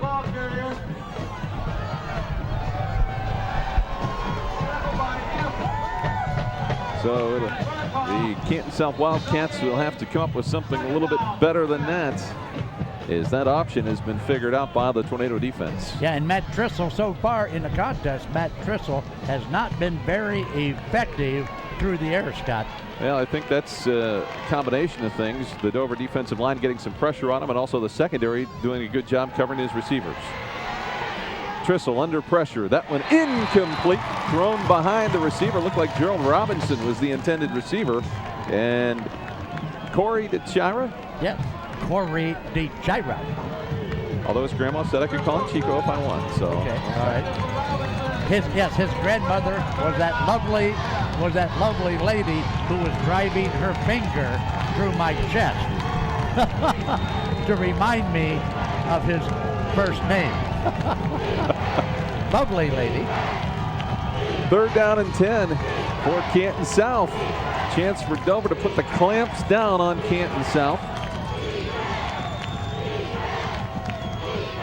See if Dover falls back in coverage, and they do. The inside, nearly intercepted. Banana. It was Carson Gessner in there trying to make the interception, and he jumped it, just missed it. And watch the replay here. Carson Gessner. Watch this pitch. There you see number 3, Carson Gessner. And Scotty, if he brings that one down, he's going to walk into the end zone. Well, the Tornadoes, the good news for them is even though they did not get the interception, they will get the football back as Trissel will punt it away, and the Tornadoes will let it bounce. Actually hit one of the Canton South players and then bounced well forward, and now they're going to say that they see where they're going to mark it. I think they've got to mark it up about the 44-yard line, I think, where it was originally touched. So that is in fact what they will do. And now Dover with great field position. You can sure sense the momentum swinging the Tornadoes' way. Yes, you can. And you know what I'd do, Scotty? If I'm Dover, that's exactly right. This very first play, I'm going to send 5 guys to different places in the end zone, and I'm going to throw it to the end zone. Yeah, this is the time to strike. I'm sure they have a plan here for what they'd like to run in these situations. Tornadoes have done a great job all season on offense. Through the regular season, they were averaging 50 points a game. Wow. They haven't done much to hurt them along the tournament trail here so far either. 45 against New Philly last week. Wazowski's going to run it himself. Has plenty of room. Has the first down and more at the 40. The 35, still on his feet inside the 30 to the 25-yard line. Corey Wazowski, Naughty Scotty, has 2 ways to kill you. He's going to kill you through the air, and he's going to beat you with his feet, baby. I haven't seen feet that quick since I saw Tommy Ferris on the dance floor in his senior prom.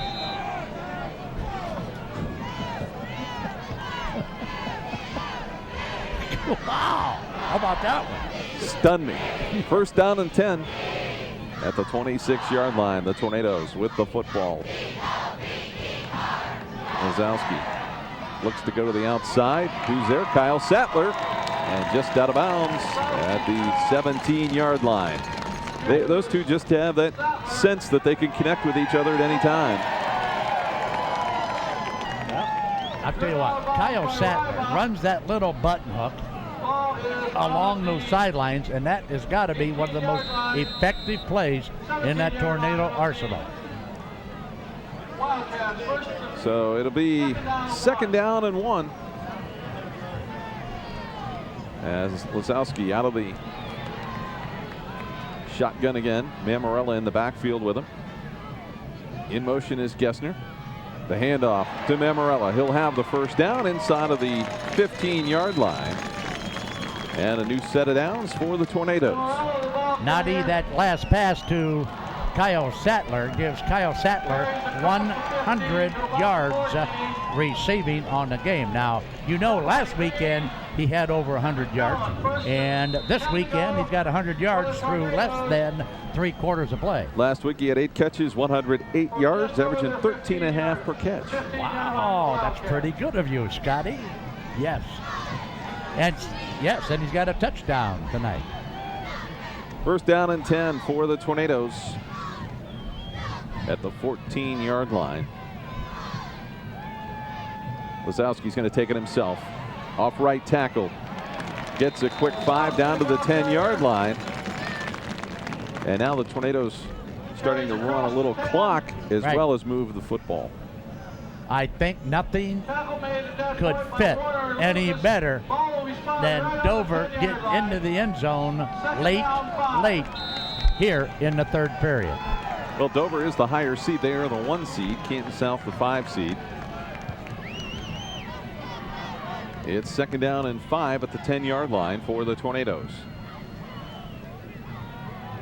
Wasowski, will he pull it down and run? He's still scrambling.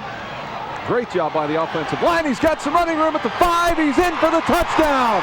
Wow, sweet banana. Did you see Corey Lasowski take a hit at the goal line? Corey Lasowski, take a look at the Weaver Barnes replay. Lasowski will look, can't find the receiver. Now he's getting just a little bit itchy.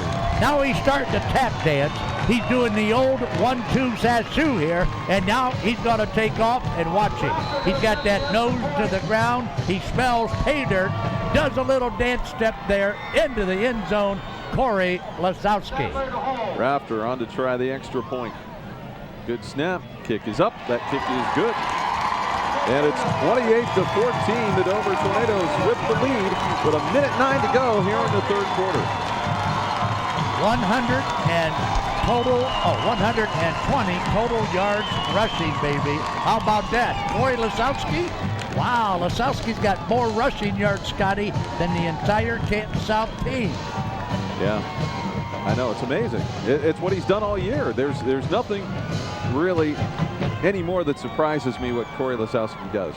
And there, again, is our replay. And watch him get hit now, and boom, into the air. Wow. Lasowski now. The Ohio High School Athletic Association. Lasowski with 2 touchdowns. 2 rushing and 2 passing. Yep. Actually, so. And wishes each school the best of luck throughout the playoff season. You know, Dover with a lot of weapons out there, Scotty. Every game, they got a lot of heroes. Well, I think from the very beginning of the season, we thought they had the potential to make a run here in this tournament, and then they laid the egg in the first game against Canton South, but they are certainly trying to prove that to be a fluke here, as that one is going to go out of bounds, though, and the Tornadoes are going to give Canton South some good field position to begin their drive this time. And Scott, you know, we talk about heroes and MVPs. How about that Dover defense? That Dover defense, Tyler Murray, Tyler Hawk, Brandon Murtaugh, Chris Cecil, Christian If, Andrew Bache, Marcus Mammarella. How about Kyle Sattler? How about Ricky Maz? How about Ian Drepko, Corey DeChira, and Keith Johnson? The Dover defense has answered the bell so far in this ball game. Oh, they really have. They have made a huge difference, and what they're going to do here is it looks like they're going to make Dover kick it over again. Kind of an unusual choice.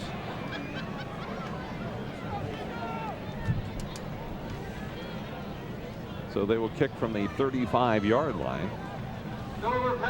You know, Scott, I can't say enough what a great job Coach Mo Daniska has done with this Wildcat team. It seems like every year, you know, and he's a young guy too. I met him for the first time, and I figured, well, he'd probably be about 45, 50, you know. You're a little off there. Yes, I am a little off. A young coach doing a very good job. Off for one of the Canton South players. Ball's loose, and it looks like Canton South's going to have it at about the Dover 48-yard line. So, you know, I'm not sure that was strategy or just a missed kick there by DeChira. And the Tornadoes will have their backs to the wall here with the ball on their own side of the 50. Wow, with Dover gaining all that momentum, Scott, and then something like this happening. Now the Dover defense has really got to rise to the occasion, because the Wildcats have the ball at the Dover 48 to start this series. Not sure that's what they wanted to do there. First down and 10 for the Wildcats. Straight ahead is Justin Keith. inside the 40 to the 39-yard line. Looks like a gain of 9. It'll be 2nd down and 1. Let's check out the replay here, Scott, on this last play from scrimmage. And there you see a lot of traffic, but he's going to pick up 9 big yards on the carry for the Canton South Wildcats. Thistle staying in the shotgun with Keith in the backfield. Keith straight ahead, and he's going to be close to the 1st down. Wow, I don't know if you can get any closer than that, Scott. They might have to bring the chains on here to check it out. They're going to give him the 1st down. You know, I still don't understand. Let's go back to that kickoff, Scott. What happened on that kickoff? I'm still trying to figure that out. You know, sometimes teams intentionally try to drill one of the up men. I'm not sure that was the case. Maybe one of them just got in the way of the ball, and you know, it was a fluke maybe. I don't know. All right. Sometimes it's a design play. Sometimes it's just a fluke. It's worked out for Canton South. As Keith again straight ahead for 4 yards. And that will likely be the last play here in this 3rd quarter, as Dover leads Canton South 28-14. And we're ready to go here. 4th quarter action, 2nd down and 6 for Canton South. Keith, with Andrew Bates hanging on to him, is taken down. It'll be 3rd down, as Keith with 67 total yards and a touchdown running here so far in the ball game. Thanks to Tom Ferris, our ace statistician, for keeping us up to date. All right, and the Dover defense, like I just said, Scott, Dover now has got to rise to the occasion defensively and put the hammer on this Wildcat offense. I can honestly say every time I think about stats in this game, I think Ferris. That's exactly right, buddy. You got to think Ferris, right, Tommy?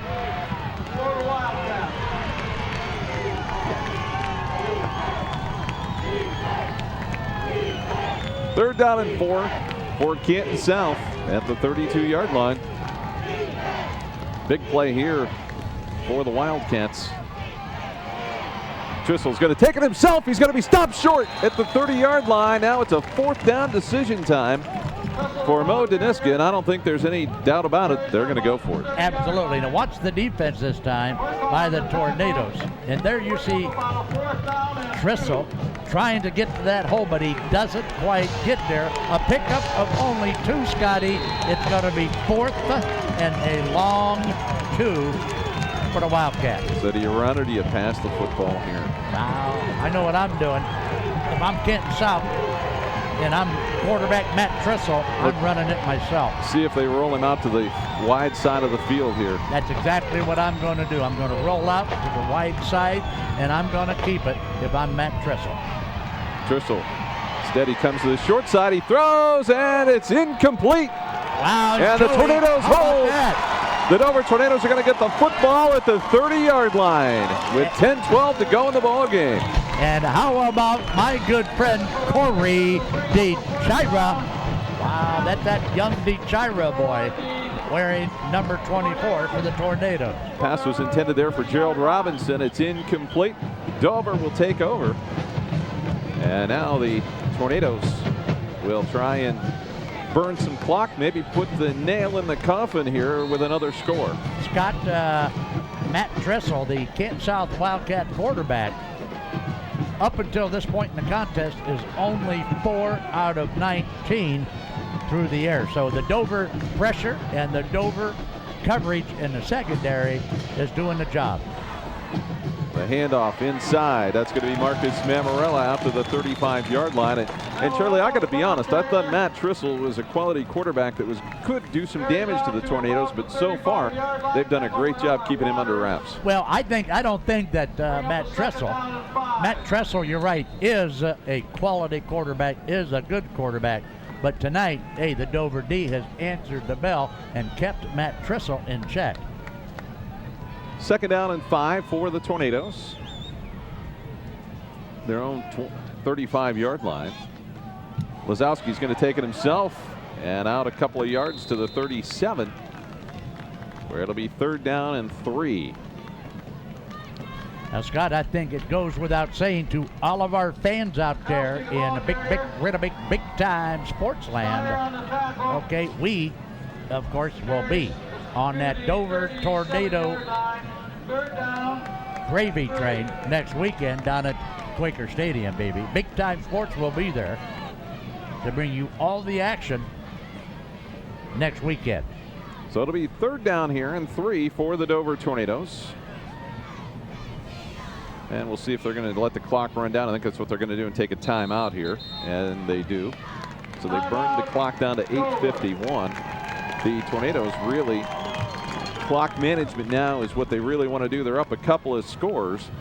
And I think on the season, they've given up about an average of 16 points a game. So they've held Canton South a little bit below their season average. You know, even though Dover has only 28 points, and I say only, okay, Dover, you know, has won by huge margins, and just to name a few, 69-7, 68-zip, 69-6, 49-20, 37.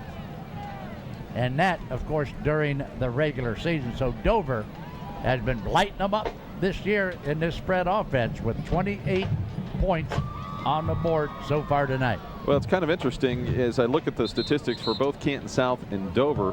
The poorest scoring quarter for both teams is actually the 4th quarter. Wow. Well, I'll tell you what, if that is true, then Dover is in the driver's seat because Canton South has to make up 14. Dover, all they have to do is tread water. So it'll be 3rd down and 3. A 1st down here burns a lot more clock. And the Tornadoes are going to get backed up 5 as Kyle Sattler got the little trouble with the count.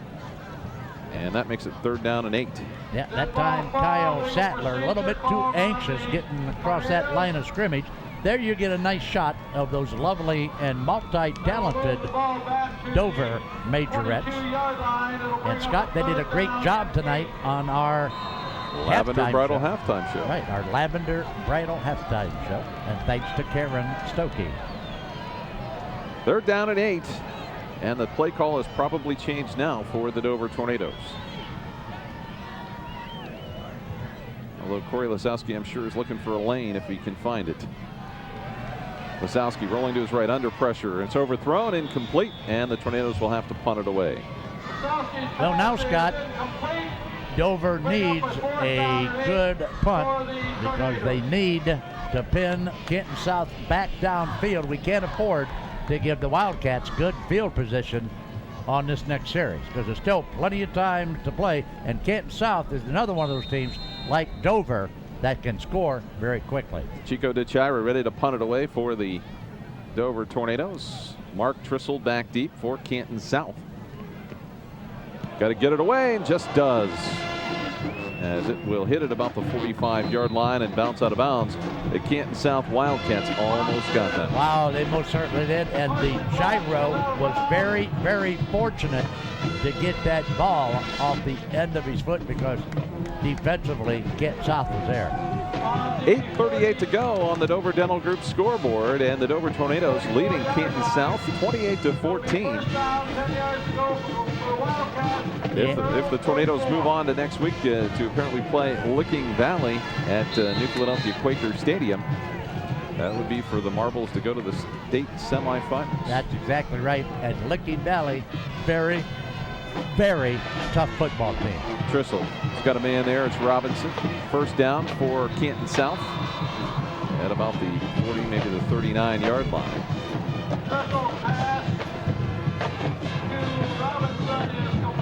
So let's take another look as Trissel rolling to his left, across the middle to Robinson. As Kyle Sattler hangs on and brings him down. 1st down and 10. Trissel rolling to his right. It's over the top and out of bounds, intended for Jordan Ryba. And it'll be 2nd down and 10. Well, that time, Scott, he got behind Ricky Maz over there on the coverage, but threw it over his head out of bounds. And Scott, Licking Valley, Scott, coached by former Indian Valley North coach Randy Bogman. As a matter of fact, Randy Bogman went from Indian Valley North to Licking Valley, and they have since named the stadium after him at Licking Valley High School. 2nd down and 10. for Canton South. Trissel lays it up to the outside. Ryba is there, and it goes through his fingertips and incomplete. Wow, he had the Gyra beat out there. That should have been a touchdown. That pass was there. The receiver just couldn't quite find the handle and bring it in. Now take a look now on the replay here. He's got the Gyra beat, but he doesn't handle the football when it gets there. So it'll be 3rd down and 10. Again, Canton South in 2-down territory here to try and make the 1st down. They've got no choice now. With 8:12 to go, they're down by a couple of scores, and there you see the Dover sideline. Coach Dan Iff trying to plan strategy with a couple of his assistants. Trissel under pressure, gets away from one Tornado. Murtaugh had him, then he throws, and it's incomplete. It'll be 4th down. Wow, and so far Trissel through the air, Scott, only 5 out of 19 passing. Well, the Dover secondary is doing a great job of covering his primary receivers, and it really leaves him with very few options as he's running for his life trying to find somebody that's already covered. Great pressure tonight by that Dover defense, and wow, we were handing out MVPs tonight, Scott. We wouldn't have enough gift cards to the Chicken Manor, buddy, because Dover, you got about 22, 24 kids that's an MVP tonight. So the Dover Tornadoes take the timeout. That'll give us a chance to talk with you about McKinnon Insurance. At McKinnon Insurance, their specially trained representatives help guide you through the process of getting everything back to normal if you suffered from a fire, an accident, or a burglary. From advising what to do in an accident to providing the names and phone numbers of professionals that can help you, at McKinnon Insurance, they're ready to guide you in taking steps toward getting everything back the way it was. Located at 875 Blake Avenue Southwest in New Philadelphia, McKinnon Insurance will assist you in personalizing all of your insurance needs and help you make informed decisions. For straightforward answers to your questions, visit the fully licensed professional staff at McKinnon Insurance. For your auto, home, business, health, or life insurance, call or visit Joel, Kevin, Andy, or Tamara. That's McKinnon Insurance at 330-339-3431. All right, and don't forget, when you get a chance, go to www.bigtimesportsohio. That's the Big Time Sports website. That's bigtimesportsohio.com. Be there or be square. 4th down. And Trissel takes a couple of steps across the middle. 3 receivers, or 3 defenders there. It's incomplete, and Dover will take it over again. And right there, Johnny on the spot is big number 3 in that secondary for Dover. That's Carson Gessner defensively for the Tornadoes. That might just about do it here if the Tornadoes can make a couple of 1st downs. Wow. Dover so far on the game, Scott, with 225 yards through the air. Yeah. So Lazowski enjoying another nice night. That's just any more an average game for him. Yes, that's exactly right. So 1st down and 10 for the Tornadoes with the ball at their own 39-yard line. Lazowski will take it himself. Dives forward near another 1st down at about the 49-yard line. Looks like he might be just short as we take another look at Corey Lazowski's decision to run the football. Well, it all depends, Scott, on the spot. He actually does pick up the 1st down, but they might give him a knee just short. So what do they got? They got 2nd and 1 now. 2nd and 1 for Dover. So Lazowski with 120 rushing yards, along with his 225 passing. So he's got a combined 345 yards in total offense. Wow, I hope he likes the Manor restaurant. But you give it away. Yeah. 2nd down and short. Lazowski has the 1st down, hits the deck at the Canton South 47-yard line. And a fresh set of downs for the Tornadoes, and more importantly, a chance to burn some more time on the clock, even though Canton South has all 3 of their timeouts. You know, Scott, about one more first down, and you can warm up the bus and put the dogs in the truck, because this one will be in the books. That's right. Don't jinx them, right? So 1st down and 10 for the Tornadoes. They certainly now will milk the clock and take every second they can. And I don't think you're going to see too much more than Corey Lisowski running with the football. As you see it again inside the 35 to the 34-yard line, another first down as the Tornadoes continue their march in Wildcat territory. I did not think Dover would pick up that next first down that quickly, Scott, but the chains, they will move on the opposite side of the field as Dover continues their march from the 34. Canton South may have to take a timeout to regroup here. They have been beaten up pretty good on this drive. The Tornadoes just have used power on power, and they're going right down the middle of the field. Wow, you got to credit that offensive line for the Dover Tornadoes. You got Finlayson, you got Gordon, you got Obio, Jason Orr, and how about Dan Gendrevan doing a great job up there on that offensive line. Lisowski again gets to near the 31-yard line for a gain of about 3. More importantly, stays in bounds and keeps the clock running. Second down and about 6. Big time sports, buddy. Hey, Scotty, if it's a big game, big time sports will be there, buddy. Huh? You bet. Big time. And Scott, you, of course, will be the lead dog. Here's what I'm going to do for you, Scott. You've done such a good job doing football this year for Big Time Sports. I'm going to promote you to girls junior high basketball commentator. As long as it pays. Wow. You'll do all the 7th and 8th grade girls games, buddy. As long as they pay. Second down and 6. Lisowski started to go to the sideline, then cut back to the middle of the field. And the clock rolling down with about 5 minutes and 10 seconds to go here in the fourth quarter, and Dover on top by 14. And for all you football fans out there, you know, you gotta love those Malvern Hornets.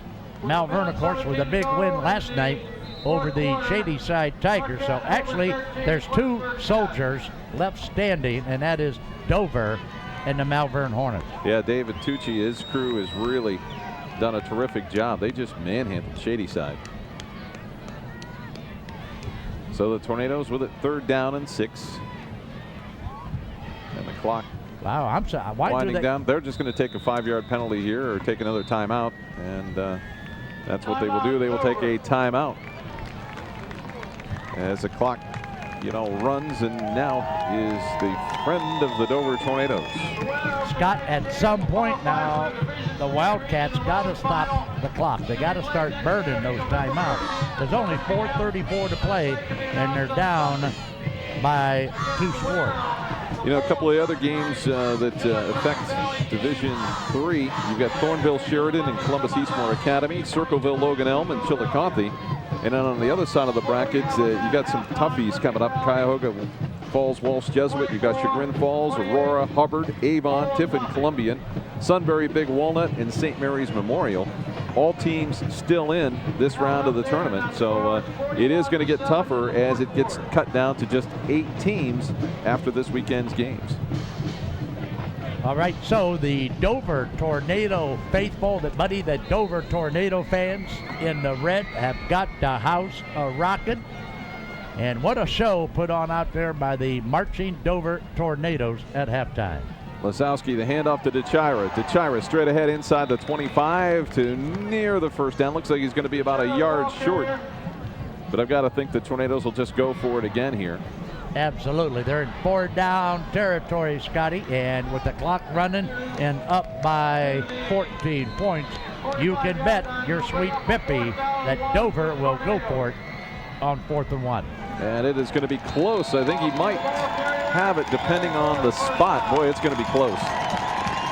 Well, the Dover fans, of course, think that he got it, yes. Yep, if it's to the 24-yard line, I think they've got it. So the spot looks pretty good for him right now. They're still trying to spot it down there. There's still some discussion. That's the final score now. North Canton 13, Twinsburg 10. So the spot here, this will really take the clock a lot of the way down if in fact they get the first down here. They're going to be a little bit Wow, look short. at this. Yeah, boy, that is close. That's as close as you can get. You couldn't get a layer of paint. It is first down. How about that? We love to see that signal, don't we? and Scott, they're heading for the exits because they know that this one belongs to the Dover Tornadoes. So that will pretty much wrap it up here for the Dover Tornadoes. I don't think we're going to see anything fancy here in this final 407. I actually felt pretty good about Dover's chances, whether or not they made it there either way. Wow, it's just too bad that somebody, Scott, has got to be on the losing end tonight because Canton South played a tough game, and Canton South is one of the better teams in our area. So Lisowski will take the snap, the handoff to Mamarella. Mamarella decides to head north and south instead of east and west. And he'll have some additional yardage down inside of the 20-yard line. And now I think we got a timeout by Canton South. It's a little bit late to be taking the timeouts now. That's exactly what I was thinking. But, Scott, for you basketball fans out there, Big Time Sports is going to bring you a winter sports schedule that'll knock your socks off. We've got girls basketball, we've got boys basketball, and we're going to bring you not one but two high school wrestling matches, and it all begins at Indian Valley High School on Saturday, December 6th. Indian Valley versus Garraway, Saturday, December 6th. Big Time hoops on Big Time Sports, baby. And stay tuned for that schedule of junior high girls. That's exactly right. And Scotty, known as Noddy, will be in the booth for all those. Yeah. No, seriously, we're going to do some girls high school basketball, and hopefully we'll have some interesting games this year. And it should work out very nice. I know we're going back to the holiday tournament out at Highland High School. That's right. We'll be at the Classic in the Country. We will be at the Pizza Oven Classic at North Canton Hoover, and we will also be at the Claymont Classic, which will be December 30th. December 29th and December 30th at Claymont High School. Second down and 6 for the Tornadoes. The handoff to Mamarella. Inside of the 20 to the 19, maybe a yard, and another timeout by Canton South. And I'm baffled by the strategy at this point.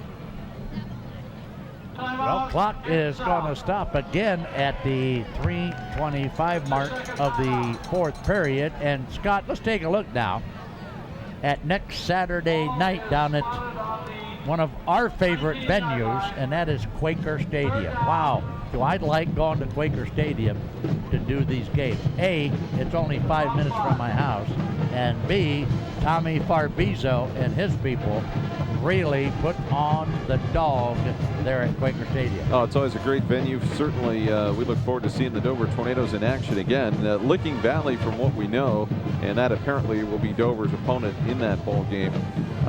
They certainly, I think, are more of a ground-oriented attack, from what I understand, and that should be an interesting matchup. I know Dover's had some great battles with them over the last few years. Well, we just heard the PA guy, Licking Valley 41, Poland Seminary 7. And Licking Valley's got a kid by the name of Storm Klein, who just signed to play with Jimmy Tressel at Ohio State. So they've got some quality players. Dover's got some quality players of their own here. On 3rd down and 5, it'll be Lisowski. And if he can get the first down here, that may tighten things up. And I think Corey Lisowski just drove the last stake into the Wildcat. It is a first down, and I think that might be the last of the timeouts that we're going to see here. Wow, they'll be dancing in the streets down at Dover tonight, Naughty Scotty. And you, of course, being known as Disco Scotty, will probably join them for all of the fun and merriment. And Scotty, I can see you now doing the limbo and the moonwalk, baby. Well, you know, I did back in the day. Back in the day. All the young kids out there are saying, what's he talking about, limbo and moonwalk? Mamarella, the drive inside of the 5 and down near the end zone at about the 1 yard line. A great run there by Marcus Mamarella as we kind of got away from the game itself, and we had a great play there. Let's take a look now as Lisowski will give it to Marcus Mamarella. Mamarella will make sure he covers that football, and almost gets into the end zone. So we might not be done with the scoring parade yet, as Corey Lisowski will take the snap here out of the shotgun on 1st and goal from the 2-yard line. See if they want to score or if they just take some more time off the clock. They'll hand it off to Mammarella. Touchdown from 2 yards out. Well, we knew it was going to happen. They had the ball at the 1-yard line. All they had to do was give it to the big dog, and the big dog tonight is wearing number 7 for the Dover Tornadoes. So don't forget, coming up here following our game, we'll have the Edelweiss Tavern and Inn post-game show. We'll name our man a restaurant MVP as well, but that's still 2 minutes and 21 seconds away. And Scott, here's what we're going to do. We're going to let our guest statistician tonight, Tommy Touchdown Ferris, pick our MVP for us. How about that? That works out fine with me, as that extra point is up and good, although it might have been partially blocked by a Raptor. It is 14 for Canton South, 35 for Dover here with 2:21 to go. So Dover with a comfortable 3-touchdown lead. And I'll tell you, for the start they had in the first half, they have done a great job in the second half coming back in this one. It has been Dover all. Well, first of all, if you look at the stats in the first half, you would think Dover would be up 35-14. But tough first half for both squads. But the second half, Dover, vanquished all of the turnovers out of the park, got rid of all that bad stuff, and played good defense and played sharp offense. And there you see the score at 35-14. Also, another quick thank you again to Sean Lobel, the Dover statistician, for providing us with the team stats for the Tornadoes all season. Also to his wife, Tina, for giving us a hand as well. So thank you, Sean and Tina. And Scott, I'll tell you what, they do. I've never seen stats as good as those are. You know that? Oh, they're terrific. And we appreciate all the coaches and the statisticians that have provided us with stuff all season long as the Tornadoes make the big tackle at the 23-yard line. And Charlie, I think it's time for the Canton South Wildcats, as you mentioned, you can warm up the buses. That's exactly right, Scott. It's 2:15 to play. It's a 35-14 contest. And like I say, it's too bad somebody has to lose this game, because Canton South had a great season. They came in tonight at 8-3. Mo Daniska has done a great job, and those Canton South kids are good kids. Somebody's got to win it. It's been a great rivalry between these two schools. It's been enjoyable to watch it, because both teams very competitive with some great athletes, as Robinson makes the catch still on the loose, and he's taken down about the 47-yard line, a gain of 24. Trissell's pass to Robinson is complete. Now, Scotty, what you can do next week, Scotty, you can pick me up and give me a ride to Quaker Stadium. Yeah, that should work out pretty well. Yeah. We'll have to get you to give your old friend a call. What friend? I don't have any. Well, that's true. I forgot. Except for Corey DeChiro's grandmother. What? Hey, Scotty. Whose finger is now in a splint. News release, Scott. Tom Ferris just said that since he is picking the MVP, he is going to throw in a lube oil filter and car wash for the MVP. Wow. How about that? But just remember, Charlie, you can't pick yourself. No, I can't? Wow. So it'll be second down and 10 for the Canton South Wildcats.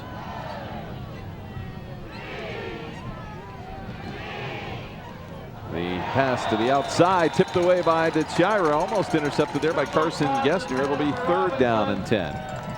This Dover secondary, well, I can't say enough about that whole Dover defense, but, the secondary tonight has been there and has knocked so many passes down, has deflected a couple. It's been a great night for the Dover defensive secondary. Well, they certainly have played big, and that's the one area that I thought Canton South might try and attack, but they certainly have been up to the task here tonight. You've got Corey DeChiro, you've got Ian Drapko, who was in there for a while, Ricky Maz, you've got Kyle Sattler, Carson Gessner, all those guys that have played in the defensive backfield have really picked it up. As Chris Cecil makes the stop there, on Trissel right at the midfield stripe. There's another guy that's had a good game. 54, Chris Cecil, Scott. He's a hard worker. Every game you keep an eye on Cecil, all right? And he's going to be the guy with the dirtiest uniform after the game, and there's a reason for that. Well, I'll tell you what, Brandon Murtaugh and Chris Cecil, Tyler Hawk, and a bunch of the others, Zach Lang and Christian Ift, who've all played in there, Tyler Murray, they have all done a great job all season long and right across that defensive line. 4th down here. Last gasp effort here for the Wildcats. And they're going to be short. It'll be over football again, and this one will finish it up. That's right. Just crank the clock and get it started so we can get home and have a cup of hot cocoa with the cute little tiny miniature marshmallows floating on top. And Naughty Scotty, I'm going to have that hot chocolate with the marshmallows floating on top just as soon as I take my bubble bath and put on my Batman Feedy jammies. And what size would those be? Small. Yeah. There's Charlie in all his glory. Yes. Wow, Notice. could you believe that? I am, of course, the slim guy standing up there in the press box. I didn't want to overshadow you. Right. So it's a kneel down time here for the Tornadoes.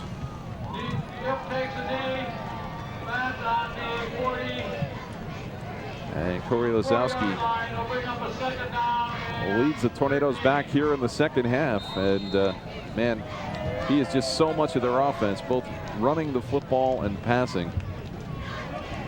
It really is amazing.